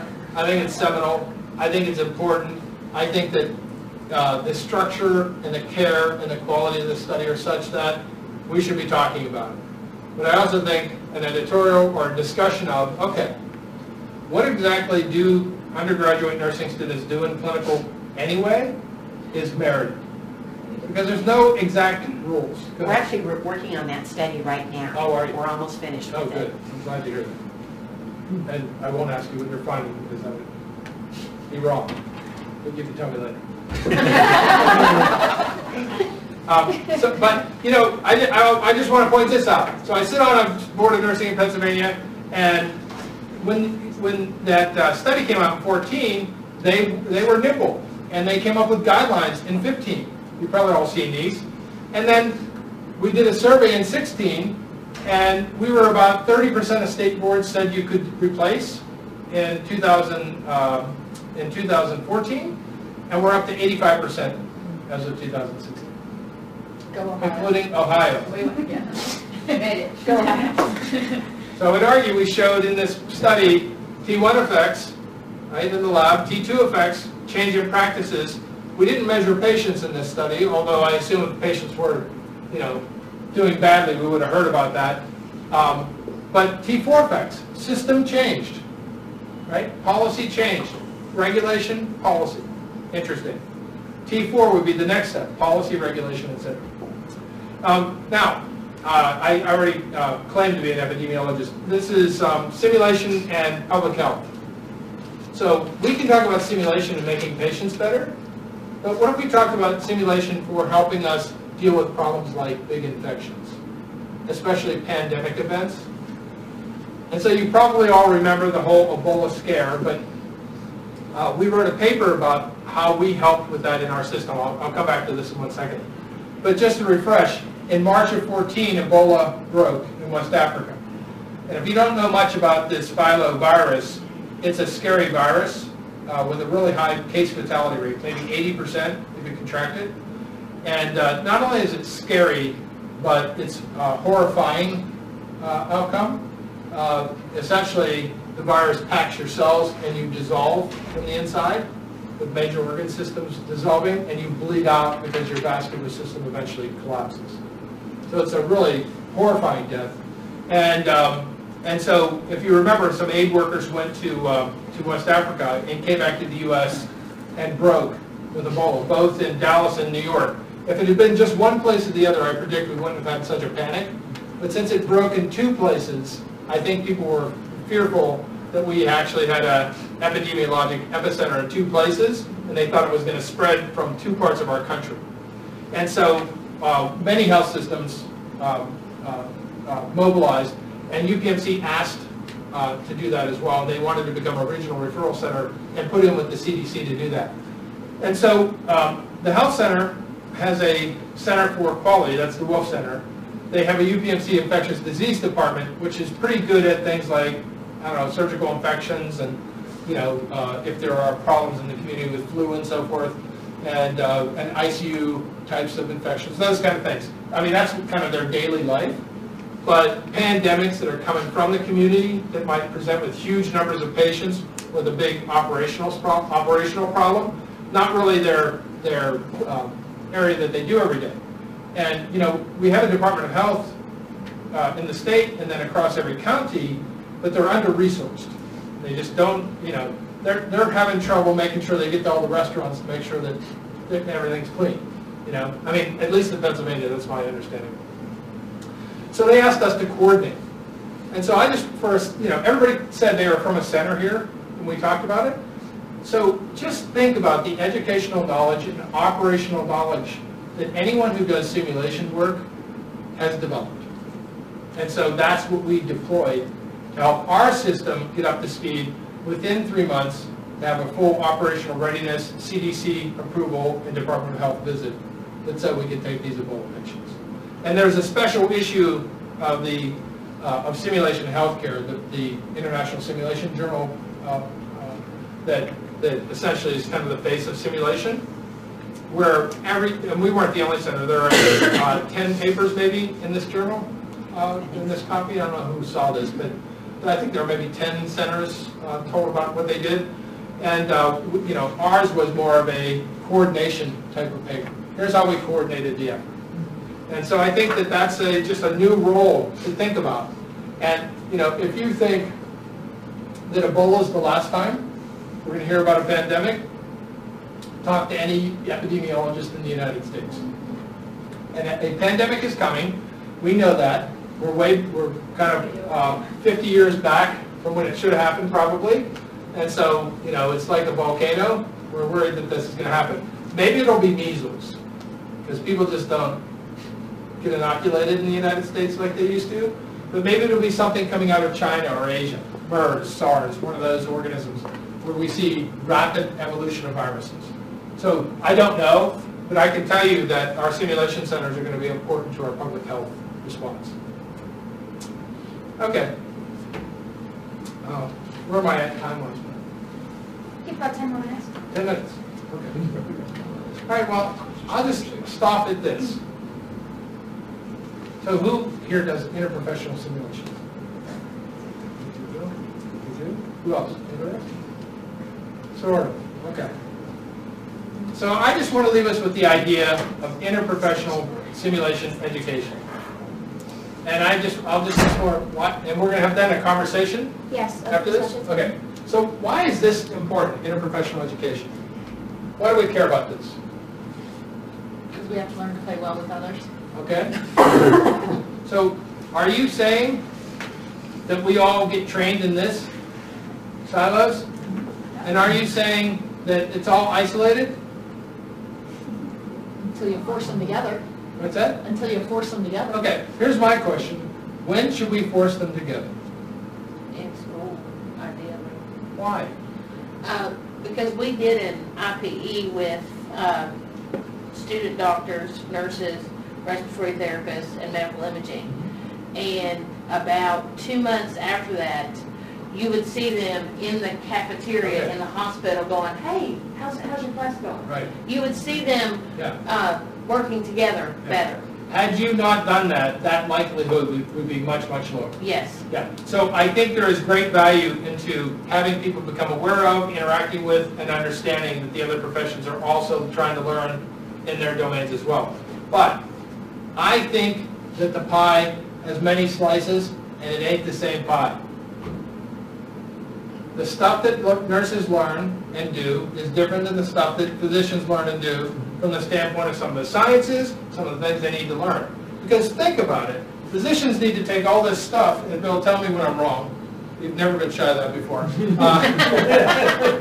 But they take all this information and come to a diagnosis, right? But nurses, their job is to gather all the information and share it in a structured way so that they can provide as much information as possible, typically, come up with nursing diagnosis along the way to help aid and comfort patients. But they tend to provide a broader scope of the information, and physicians' job is to winnow that down. That's, as I think about it, that's kind of the different educational pathways. And then pharmacists do different stuff, and respiratory therapists are thinking of different stuff. I think the pies are really different. And there's another reason why we don't do lots of this interprofessional stuff, and it's because faculty don't necessarily want to do it. Because it means you have to change. And that's hard. It's hard to get people to change. It's hard to get people at my place to change. So when you were saying we should do it early, I agree a little bit early. But I want to focus on the upper left-hand corner here and argue that foundational education versus professional superior practice, we should have a different dose. And I think the dose for new people should be smaller because they don't know enough to actually interact a lot. You actually have to know who you are and what you're to do before you can now suddenly be interacting with other people also trying to know what you are and what they're trying to do. Practicing professionals should know they're the ones who need to form the teams that work in the healthcare system. We need to get our basic students introduced in a basic way. So this is the Institute of Medicine 2015 model. I think this is a very useful way to think about it. Because there's a lot of pressure to do the interprofessional thing. And I think we should resist it a little bit. And say, we'll do this much here, but we should really be doing more in the professional, practicing professional level. So if you think about each area as a domain, nursing, physicians, or nursing, medicine, pharmacy, etc., then I think as we grow, we should start forming teams and thinking about interprofessional education for practicing professionals. To me, that makes the most sense. And you know, there are lots of challenges in this IPE world. Just list a few. The learner levels, if they're different, it's rough. And then we need profession-specific objectives, because general objectives, unless you're just going to talk about team skills, aren't going to work for you. And then you need to think about, if we are focusing on, I don't know, the surgical part, what's everybody else do? Are they going to be disengaged and bored? It's easy to have that happen. And then, you know, how are we going to assess everybody? How many assessors will there be? Will each profession have one? And then, how do we do that feedback and debriefing process? And then finally, if I'm saying to you, you're not performing well as a nurse, and our doctor is here hearing that, and you have to interact with him later, how does that feel for you later? Is that really, going to be comfortable for you? So there are all these things. Now, Paul and I went to the Navy, the United States Naval Base in San Diego, as consultants. We're helping them with faculty development. They have a unique problem, which is they move their faculty around on ships all around the world all the time. And so their faculty is very transient. And what we saw was their emergency room. And they have a doctor, and he's in this picture right here. He's an ER doc. Very seasoned. You can see grayish hair, not very much. And he has this entire team of people doing a very complicated simulation of a patient who presents with trauma and some medical problems. And so they have fellows and residents and nurses and the nursing team and respiratory therapists and the naval military equivalent of a patient care technician. I'm blanking now on what the name for that is. Anybody remember? Doesn't matter. But essentially they're patient care technicians, right? But functioning at a higher level. Corpsmen. Thank you. Thank you very much. And so they have these corpsmen. And so then they do this big simulation, stop. Then he conducts a debriefing side by side with a colleague who's a nurse. So it's a doctor and a nurse, both senior level. He was a full-board colonel, she was a lieutenant colonel. Then they stopped. And that debriefing was entirely about team, mutual support, communication, etc. Then they broke up into the specific domain areas, each with an expert debriefer. And we watched each of those domain areas debrief the specific stuff each role was supposed to do in that scenario. Then they convened to share lessons learned. Right? The whole thing took an hour. It was genius. And so, we wrote this book chapter and wrote about it. We called it phased domain debriefing. But the idea is this interprofessional work is hard, but some folks have kind of figured it out. And I thought this was a very good example of how you might do it with a complicated team and still maintain things like psychological safety, domain-specific focus, etc. So I'll just stop there. I think that's plenty for me to talk about. And by the way, I just want you to, if you haven't paid any attention to me so far, I'm going to hit my B button on my screen, and it turns the screen black. If you didn't know that, that's actual learning that will occur. B button, black on PowerPoint. W button, white on PowerPoint. Actual learning. The rest of it's just opinion, of course. Thank you, John. Thanks. What I thought we would do next, in being responsive to some information that came through the WhatsApp, some of you have asked about a discussion on simulation effectiveness and student evaluations and feedback. So we don't have a formal presentation on it today, but John is happy to lead an open discussion. And if this blossoms into something bigger, we can definitely, at our next SimPOW meeting, add that topic to the agenda. So it's open, whatever you want. This could be as shorter as long as you like it. Well, I'll ask a question first. What is hard about assessment in simulation? What's hard? Response, getting everybody to respond. Okay, so the response rates. Part about assessment. Assessing. Just globally about assessment. We can talk about anything you like, but we should probably stick to simulation assessment and challenges that we face. What part of assessment are you talking about? Are you assessing the faculty? Are you assessing the students? Are you assessing the simulation itself? So I'm going to just repackage that and say, one of the big challenges is there are many things to think about assessing. One would be assessment of student-specific performances. One might be assessment of team-based if you're doing more than one person at a time. One might be assessment that's done by standardized patients that require special training. One might be assessment of your faculty who you're trying to ensure actually have the skill and are providing the quality education if you're running a program that you want. One might be assessment of your center and your staff relative to their service commitment. One might be assessment overall of the effectiveness of simulation program with some downstream measures, right? So there's lots of stuff to look at. and I'm going to just use the term generically, assessment. Some people say individuals assessment, programs and so forth, evaluation. What's the terminology from in Axel now? It's the opposite, isn't it? You remember? Oh, outcomes versus Outcomes versus. something. There was a lot of debate on how those two words should be put together. Right. And So, it was a philosophical discussion. right. So I'm just gonna flat out state I don't care. And, you know, because I think it's confusing also. So I'll just say assessment today, we're just talking about measuring stuff around our simulation programs. Because you know, outcomes are usually big things, but let's just stick with all these neighbor areas. Well, some of it is like, we implemented simulation like within our curriculum, we worked back from senior year into sophomore year, Yeah. which is really great. But we didn't, the things that we could now see in our simulation center, we didn't have a way to actually measure them before we implemented it. So it's hard to say that before the student acted like X and now they do this, Right. because we didn't have a way to measure it. We didn't have them getting up and working in teams or demonstrating their critical thinking in that manner in a way that we could assess it. So, you know, I'll just rephrase that. I think one of the big problems is that we started doing a bunch of simulation stuff, and then we realized, uh-oh, we better measure something, you know? Maybe our bosses want to see some output, or maybe we think, oh, do we know if students got better? And so then we try to retrofit and redesign. And Susie, you did a big review on all the available simulation instruments, I think twice, right? Mm-hmm. Twice?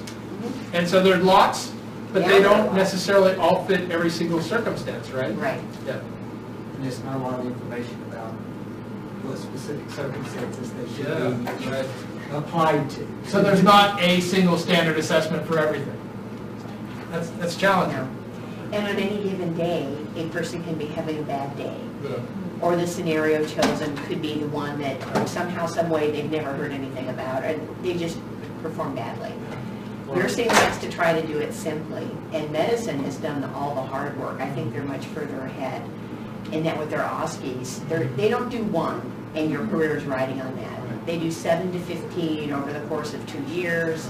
There's a broad range of things, and we miss that part in nursing. Well, they know who the hawks are and the doves, and they exclude And they know, them from and the they get analysis. rid of the hawks, and they get rid of the doves, right? So, I'm curious, on assessment, how many of you guys do high stakes?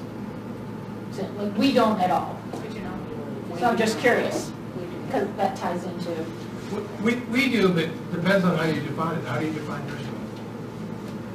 How do we define what high Like, what does it mean, high stake? Does it mean you're out, or does it mean you have to remediate? Usually means you have to repeat. Us too. are there points, grades assigned to your sims? not us. Not on, because we Well, don't either. see, I think that's where we're kind of starting to cross over in that now we have done in simulation what we did not do in clinical practice was now we have evaluated. Now people are wanting to set benchmarks, but we have no idea where to set the benchmark. Right. So I have those an are two idea. different issues. I know exactly, right? Just like everyone else does. I know what it should be like because it should be just like me, right? Everybody's got this vision of what it should be based on them, right? Or what they've seen or what they know. That's where people benchmark first, right? Sure. You teach as you were taught and you know as you are and so forth. So, and then we might just say 80%. That's true as well. But what does that mean? It's totally arbitrary. Yeah, right. It's totally arbitrary. Because you can make a test that everybody gets 100 on, right? That's right. Or 50%? So what I do for my kids, Yeah. what I do for my kids, when they were young and they were in sports, they would try a sport and they would say, I'm no good at this, I want to quit. You can't quit until you've done it 3 seasons in a row. Then you can tell me if you don't like it and you can quit. So it's kind of brutal on mom because I'm, now that we, but you, so kind of the same thing is what should apply is collect it for at least 3 time frames, see kind of what your norms are and use that to establish a benchmark. That's reason. But we didn't really do it very well before, you know, as far as training. We sort of passed judgment, or we mandated a certain number of hours of training without necessarily a level of proficiency. And now we're trying to get more rigorous, and now we're trying to rectify them. Simulation versus, you know, entrustable professional activities, we use that terminology a bit, you know, trust this person to take care of your friends as a standard level. Right, to personalize the interaction. Yeah, that's interesting. It's interesting because like we have, like in my mind, we have labs and we have simulation, like in my head they're separate. So like in labs, they have competency-based CVEs. They can pass or fail. But in simulation, we go with if you came and you actively participated in the simulation, Right. you passed simulation. And with that idea of every student has to follow up with what they're taking with them, what they learned from that event, and move forward with it. So I'm just curious on the, you know, when we say it, we're assessing them, like, and we do, we use Creighton tool because it ties to our program objectives and things like that. And we come up with this number and we have to use it in what we report out in assessment, but really it's not affecting the students' bottom line, for lack of a better So word. can I just ask, for the activities in the lab, where you give people scores and say go, no go, and all that stuff, how much training do the instructors do? They're typically, what do I say, base skills, so things like Foley catheter insertion, and then you have the instructors that are teaching it, the lab instructors, they come together, they decide on the way they're going to set it up. We also go with it, there's not just one way, so like if a student, you know, like putting a Foley catheter in, different ways you can do it, but the idea for that, you can't break sterile technique while you're doing it, and things like that. So they don't have to mimic us exactly, but we do have certain hard stops that go with it. But the 4 instructors who are teaching those labs agree upon how they're going to teach it. So there's some standardization around the instructors getting together and huddling and. But we do run into problems when the students go into open labs. Do you do it in a formal method like doing an handoff? So it's actually scored? I bet you she doesn't know what ANCOM I was is. gonna Yeah. say. Yeah. So that you set a percentage pass that So- was determined how? So, I mean, as far as a certain percentage for CVE hard stop, so what we have is, they have their CVE sheets and it has all the skills they're supposed to do. It's like basically the step-by-step. And certain things are what we call hard stops, so that those usually are what we consider patient safety issues. And if you miss a patient safety issue, that's a fail. Otherwise, everything is assigned a point to it. The question though to you right now is, did you get a panel of faculty together to determine the pass rate? Or was it one person decided we all agree? We used our program pass rate of 77%. Got it. Which is not really based on anything. Yeah, we took our university, not our university, our specific programs Right. pass rate. And- at 77. and there's nothing. This is not a. Oh, no, trust me, Yeah, yeah. I know. There is nothing wrong with that. It's just that from the standpoint of, Scientific standpoint. Right. or even just people's lives and making decisions and so forth, you know, if, you know, when you talk to students about this, if you've ever engaged in that, and you say, you know, this is how we determine the pass or fail here, they're typically horrified. You know, what, it's just arbitrary? You know? And then you know, we both said we probably remediate people. Part of the reason we remediate people is because if we throw them out, we might have to deal with lawyers. Well, that's They're true, going to that's interrogate us definitely, about all that's these definitely a driver. procedures Well, that we follow. And the reason we're worried about dealing with lawyers is they're going to bring in experts and say, here are the possible ways with psychometrics that you could actually make this very tight.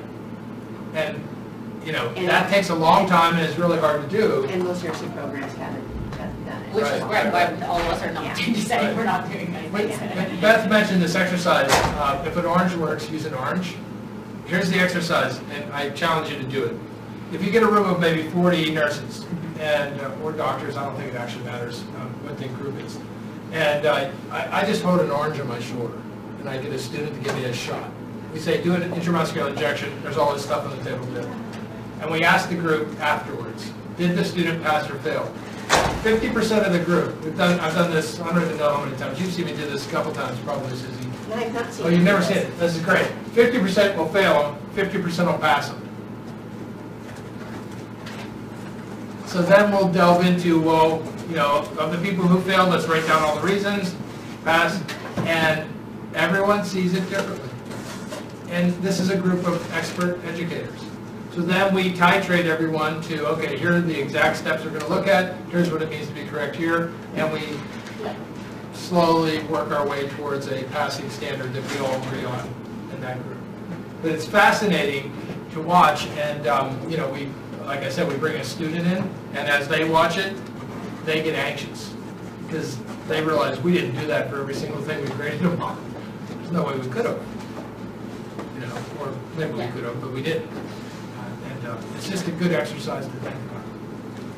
People see things differently. Unless you do what you do, like huddle, it really spreads. And I've been at a place where when we very clearly demonstrated that 12 of 13 people who'd been checked off on sterile urinary catheter insertion 3 times failed miserably. So everybody, they're getting ready to graduate. And we did this in front of the program director and the clinical coordinator. And I said, this is typical. This is what would happen just about any place. And they said, and I said, so your faculty agreed to show each other and demonstrate how they would teach something so that you decrease the cognitive load for the students. And the faculty refused to demonstrate for each other. So I been at a place that did that. Yeah. We run lots of courses for practicing professionals, and when we identify a professional standard for something and then hold people to that, we usually get about a 75% failure rate. So these are the folks that you're asking to teach and evaluate. And evaluate. That's typical. But we don't normally look at that, so we don't know that. So I call it the seamy underbelly of education. Yeah, we published that, John Schaefer published that with difficult airway. I don't know if you remember that paper. Interesting. What else? What's good about assessment? This is dark. What's good about it? Tell us some success stories. Yeah, we use the DASH tool at Robert Morris. We use it for our students to evaluate us and our debriefing, but also for us to evaluate ourselves. So 2 kind of cool things have come from this lately. The one, we've been looking more closely at the student evaluations of us on a more frequent basis. We used to just collect all this data, and then at the end of the semester we look back and say, oh, well, here's some good things they said, here's some bad things, let's fix it for next semester. So what we're trying to do this time is look at it, every 2 weeks when they finish that sim, so we can change it for the following sim. Because it's fresh in your head, right. And you make mid-course changes, right. That's really good. And then we can benefit the students while they're still in the course, versus they've already graduated, they're never going to see the benefit. So that's one thing that's going pretty well. And then we also use the DASH tool to evaluate ourselves. So sometimes in our meetings, we'll have someone put up a video of themselves debriefing, and then we dash each other, which sounds a lot more fun than saying that. Saying we dash each other sounds a little scary. It's not scary. It's not. It was a huge learning experience, and Susie went first brilliantly. So we all got to see how she did, and then we all kind of pitched in. So that was I'm not perfect, and that was a very scary thing. But I'll tell you what, I would say the fish rise from the head. And if I'm fish rise from the head. And if I'm going to say this is what we're going to do, then I need to go first.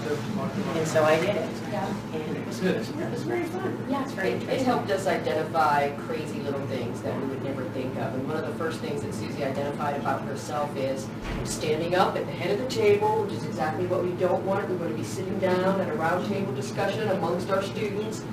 But I told her, I said, I think it's just the culture of the students. When they come into the classroom, they sit in every chair and they purposely leave the head spot at the table open for the instructor. It's like taboo, nobody wants to sit there. So we've started doing things to where we'll come in early and we'll put all of our stuff in the middle of the side of the table so that people are forced to sit at the ends of the table and not leave that open. I think that's really a cool observation, but I think it also shows, look how socialized they are to perform in a certain manner. Right? That's what they all expect. Yeah, so we look at things and get really sometimes strange ideas from it all. That's so cool, I love that. Something that we can work That's really good. Yeah. And does everybody know what the DASH tool is? It's the Harvard Debriefing Evaluation Instrument. It's not really Harvard, it's EMS. Debriefing, CMS. CMS. Yeah. They're affiliated. Something that we have found that Janice Sarashnik keeps promising she's going to publish this. She says the article's finished, she just needs to submit it. It was her dissertation, and they used the CCEI tool with the clinical instructors every week in clinical, and it's correlated to what the simulation instructors were seeing each week in simulation. And if they're weak in simulation, they're weak in clinical.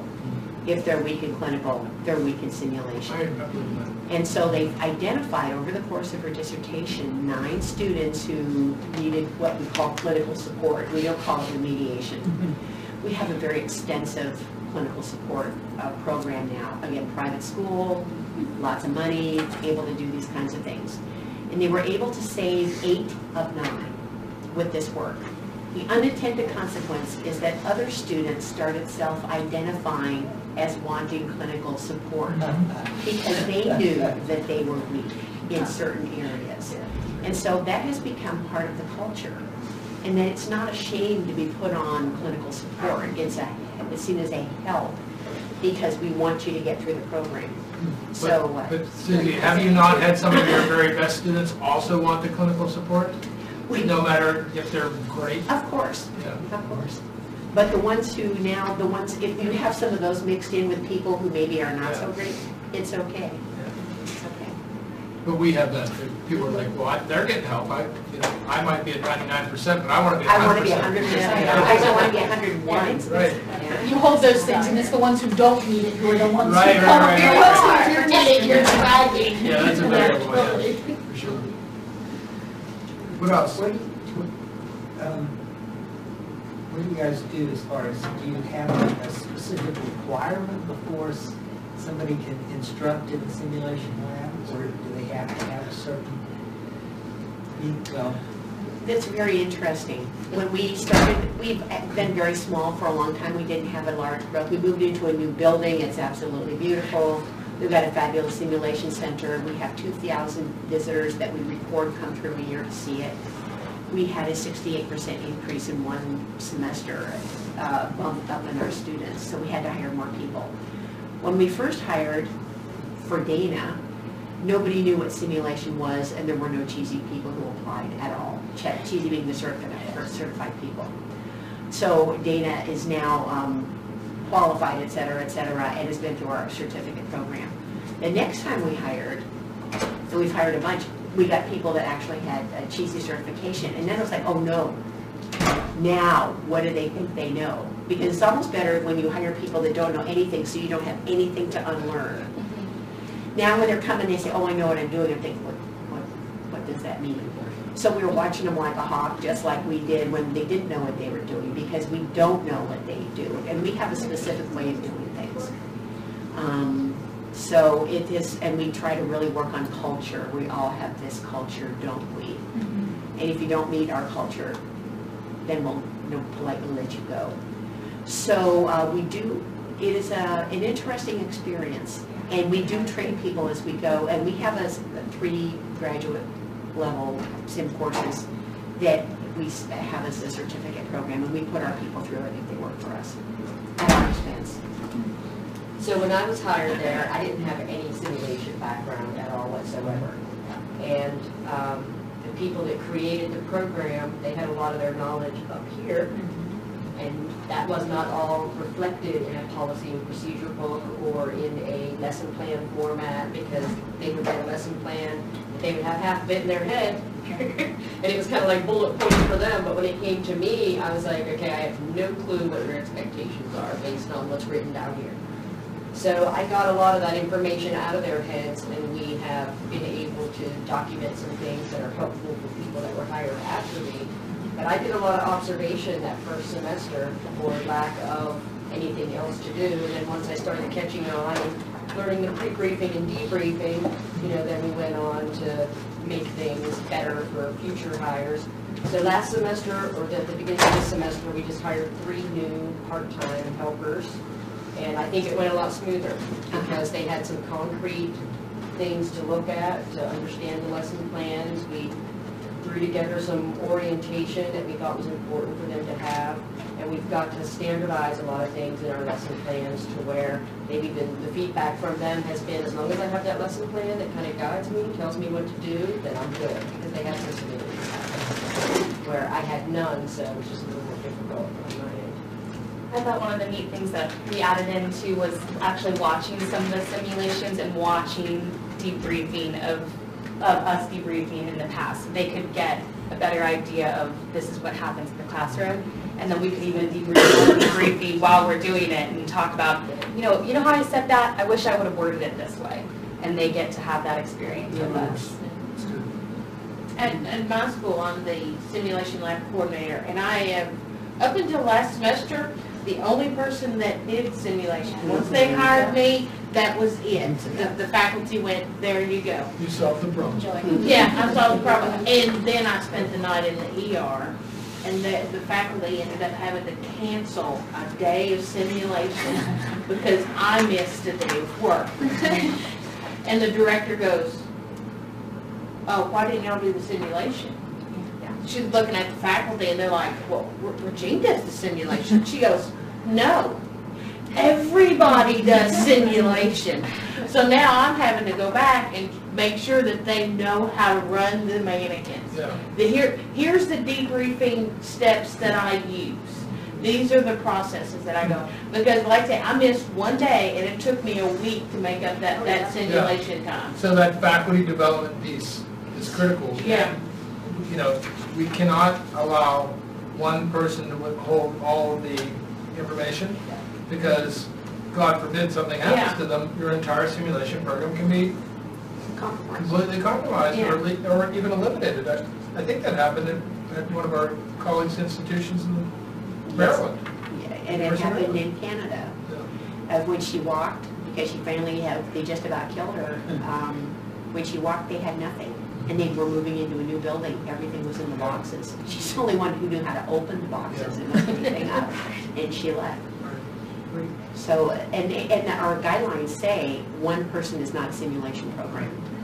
So we do have background in the nursing world and support in publications that say one person. We require that every faculty who comes goes through at least a nominal orientation, an online course, registers in our center, learns how to use the learning management system, understands how to deploy curriculum if needed, those kind of basic things, and then has a mentor with them in their first course until they are comfortable teaching. So What's in your online course? It's how to engage, how to debrief, basic facilitation skills, things like that. So facilitation and debriefing we think are kind of the baseline, but also how to log in, how to see if the student is in the course, because we have a learning management system, those kind of things. And there's this dashboard we use. We use the SIM system, which is an information management system. And when students log in, and let's say there are 12 pages of pre-course material for them to look at, that was my course yesterday.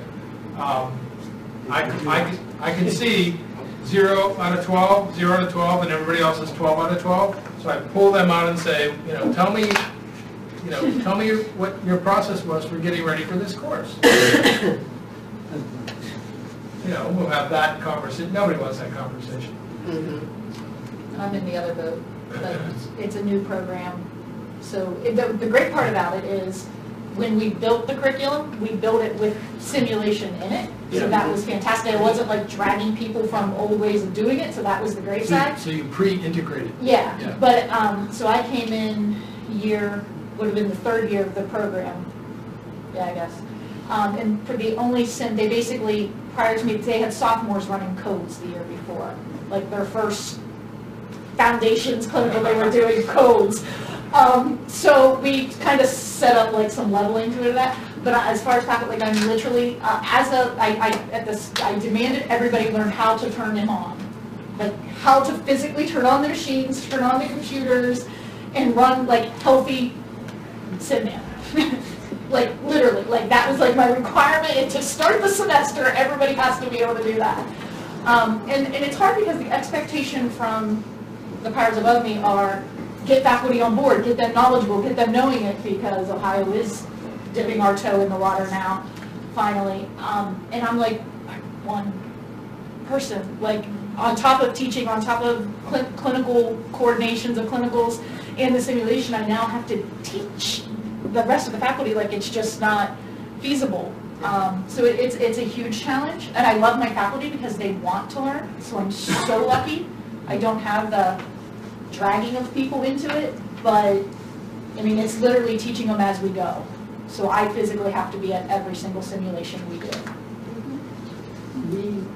We're a multidisciplinary simulation center, so we have every health sector, and it's really sort of the umbrella is the School of Medicine, sort of School of Nursing, and then everybody else. So there's really we have no real power over the other departments to tell them what the requirements are, so everybody has their requirements for their instructors. So we've sort of taken the attraction rather than mandate approach. You're carrot, not stick. Yes. So But we're going to have to do a little more sticky. You got to do some stick. We offer a certification course, a summer course, 5 days long. Every Well, summer. that is a great plug for getting accredited, because then you have to have things, and you can't just let anybody in, which is so helpful. Well, we're accredited. So, I would use that as not necessarily a bludgeon, but you have things you have to control. We are going to have a regional SSH and Axle regional meeting on April 20th at Robert Morris. We got that contract for the region, and half of the day is talking about an Axle standards, the other half is provided by SSH, and they talk about why you want to be accredited. So that's going to be happening again. We just found out literally yesterday, April 20th. We know that on the 20th, and this is now shameless plug, 23rd of March, we have the Harvard course coming, the one-day course from Dr. Mary Fay coming to us, and we have flyers over there for it. It's much cheaper to take it here than it is to go up to Boston. $575 is the cost for the day, and there is pre-work and there is post-work. And you will get to debrief and be debriefed by other people in the course, because they have some fabulous software that they use now, that you literally hit the button and it records you. Literally, it's that simple. And I said, nothing's that simple, and it is that simple. You can see a scenario, and then you can see what other people have said about how you debriefed, and you can debrief other people. It is that simple. So very, very experienced at what they do, and that's coming the 23rd, and again, I have flyers over there.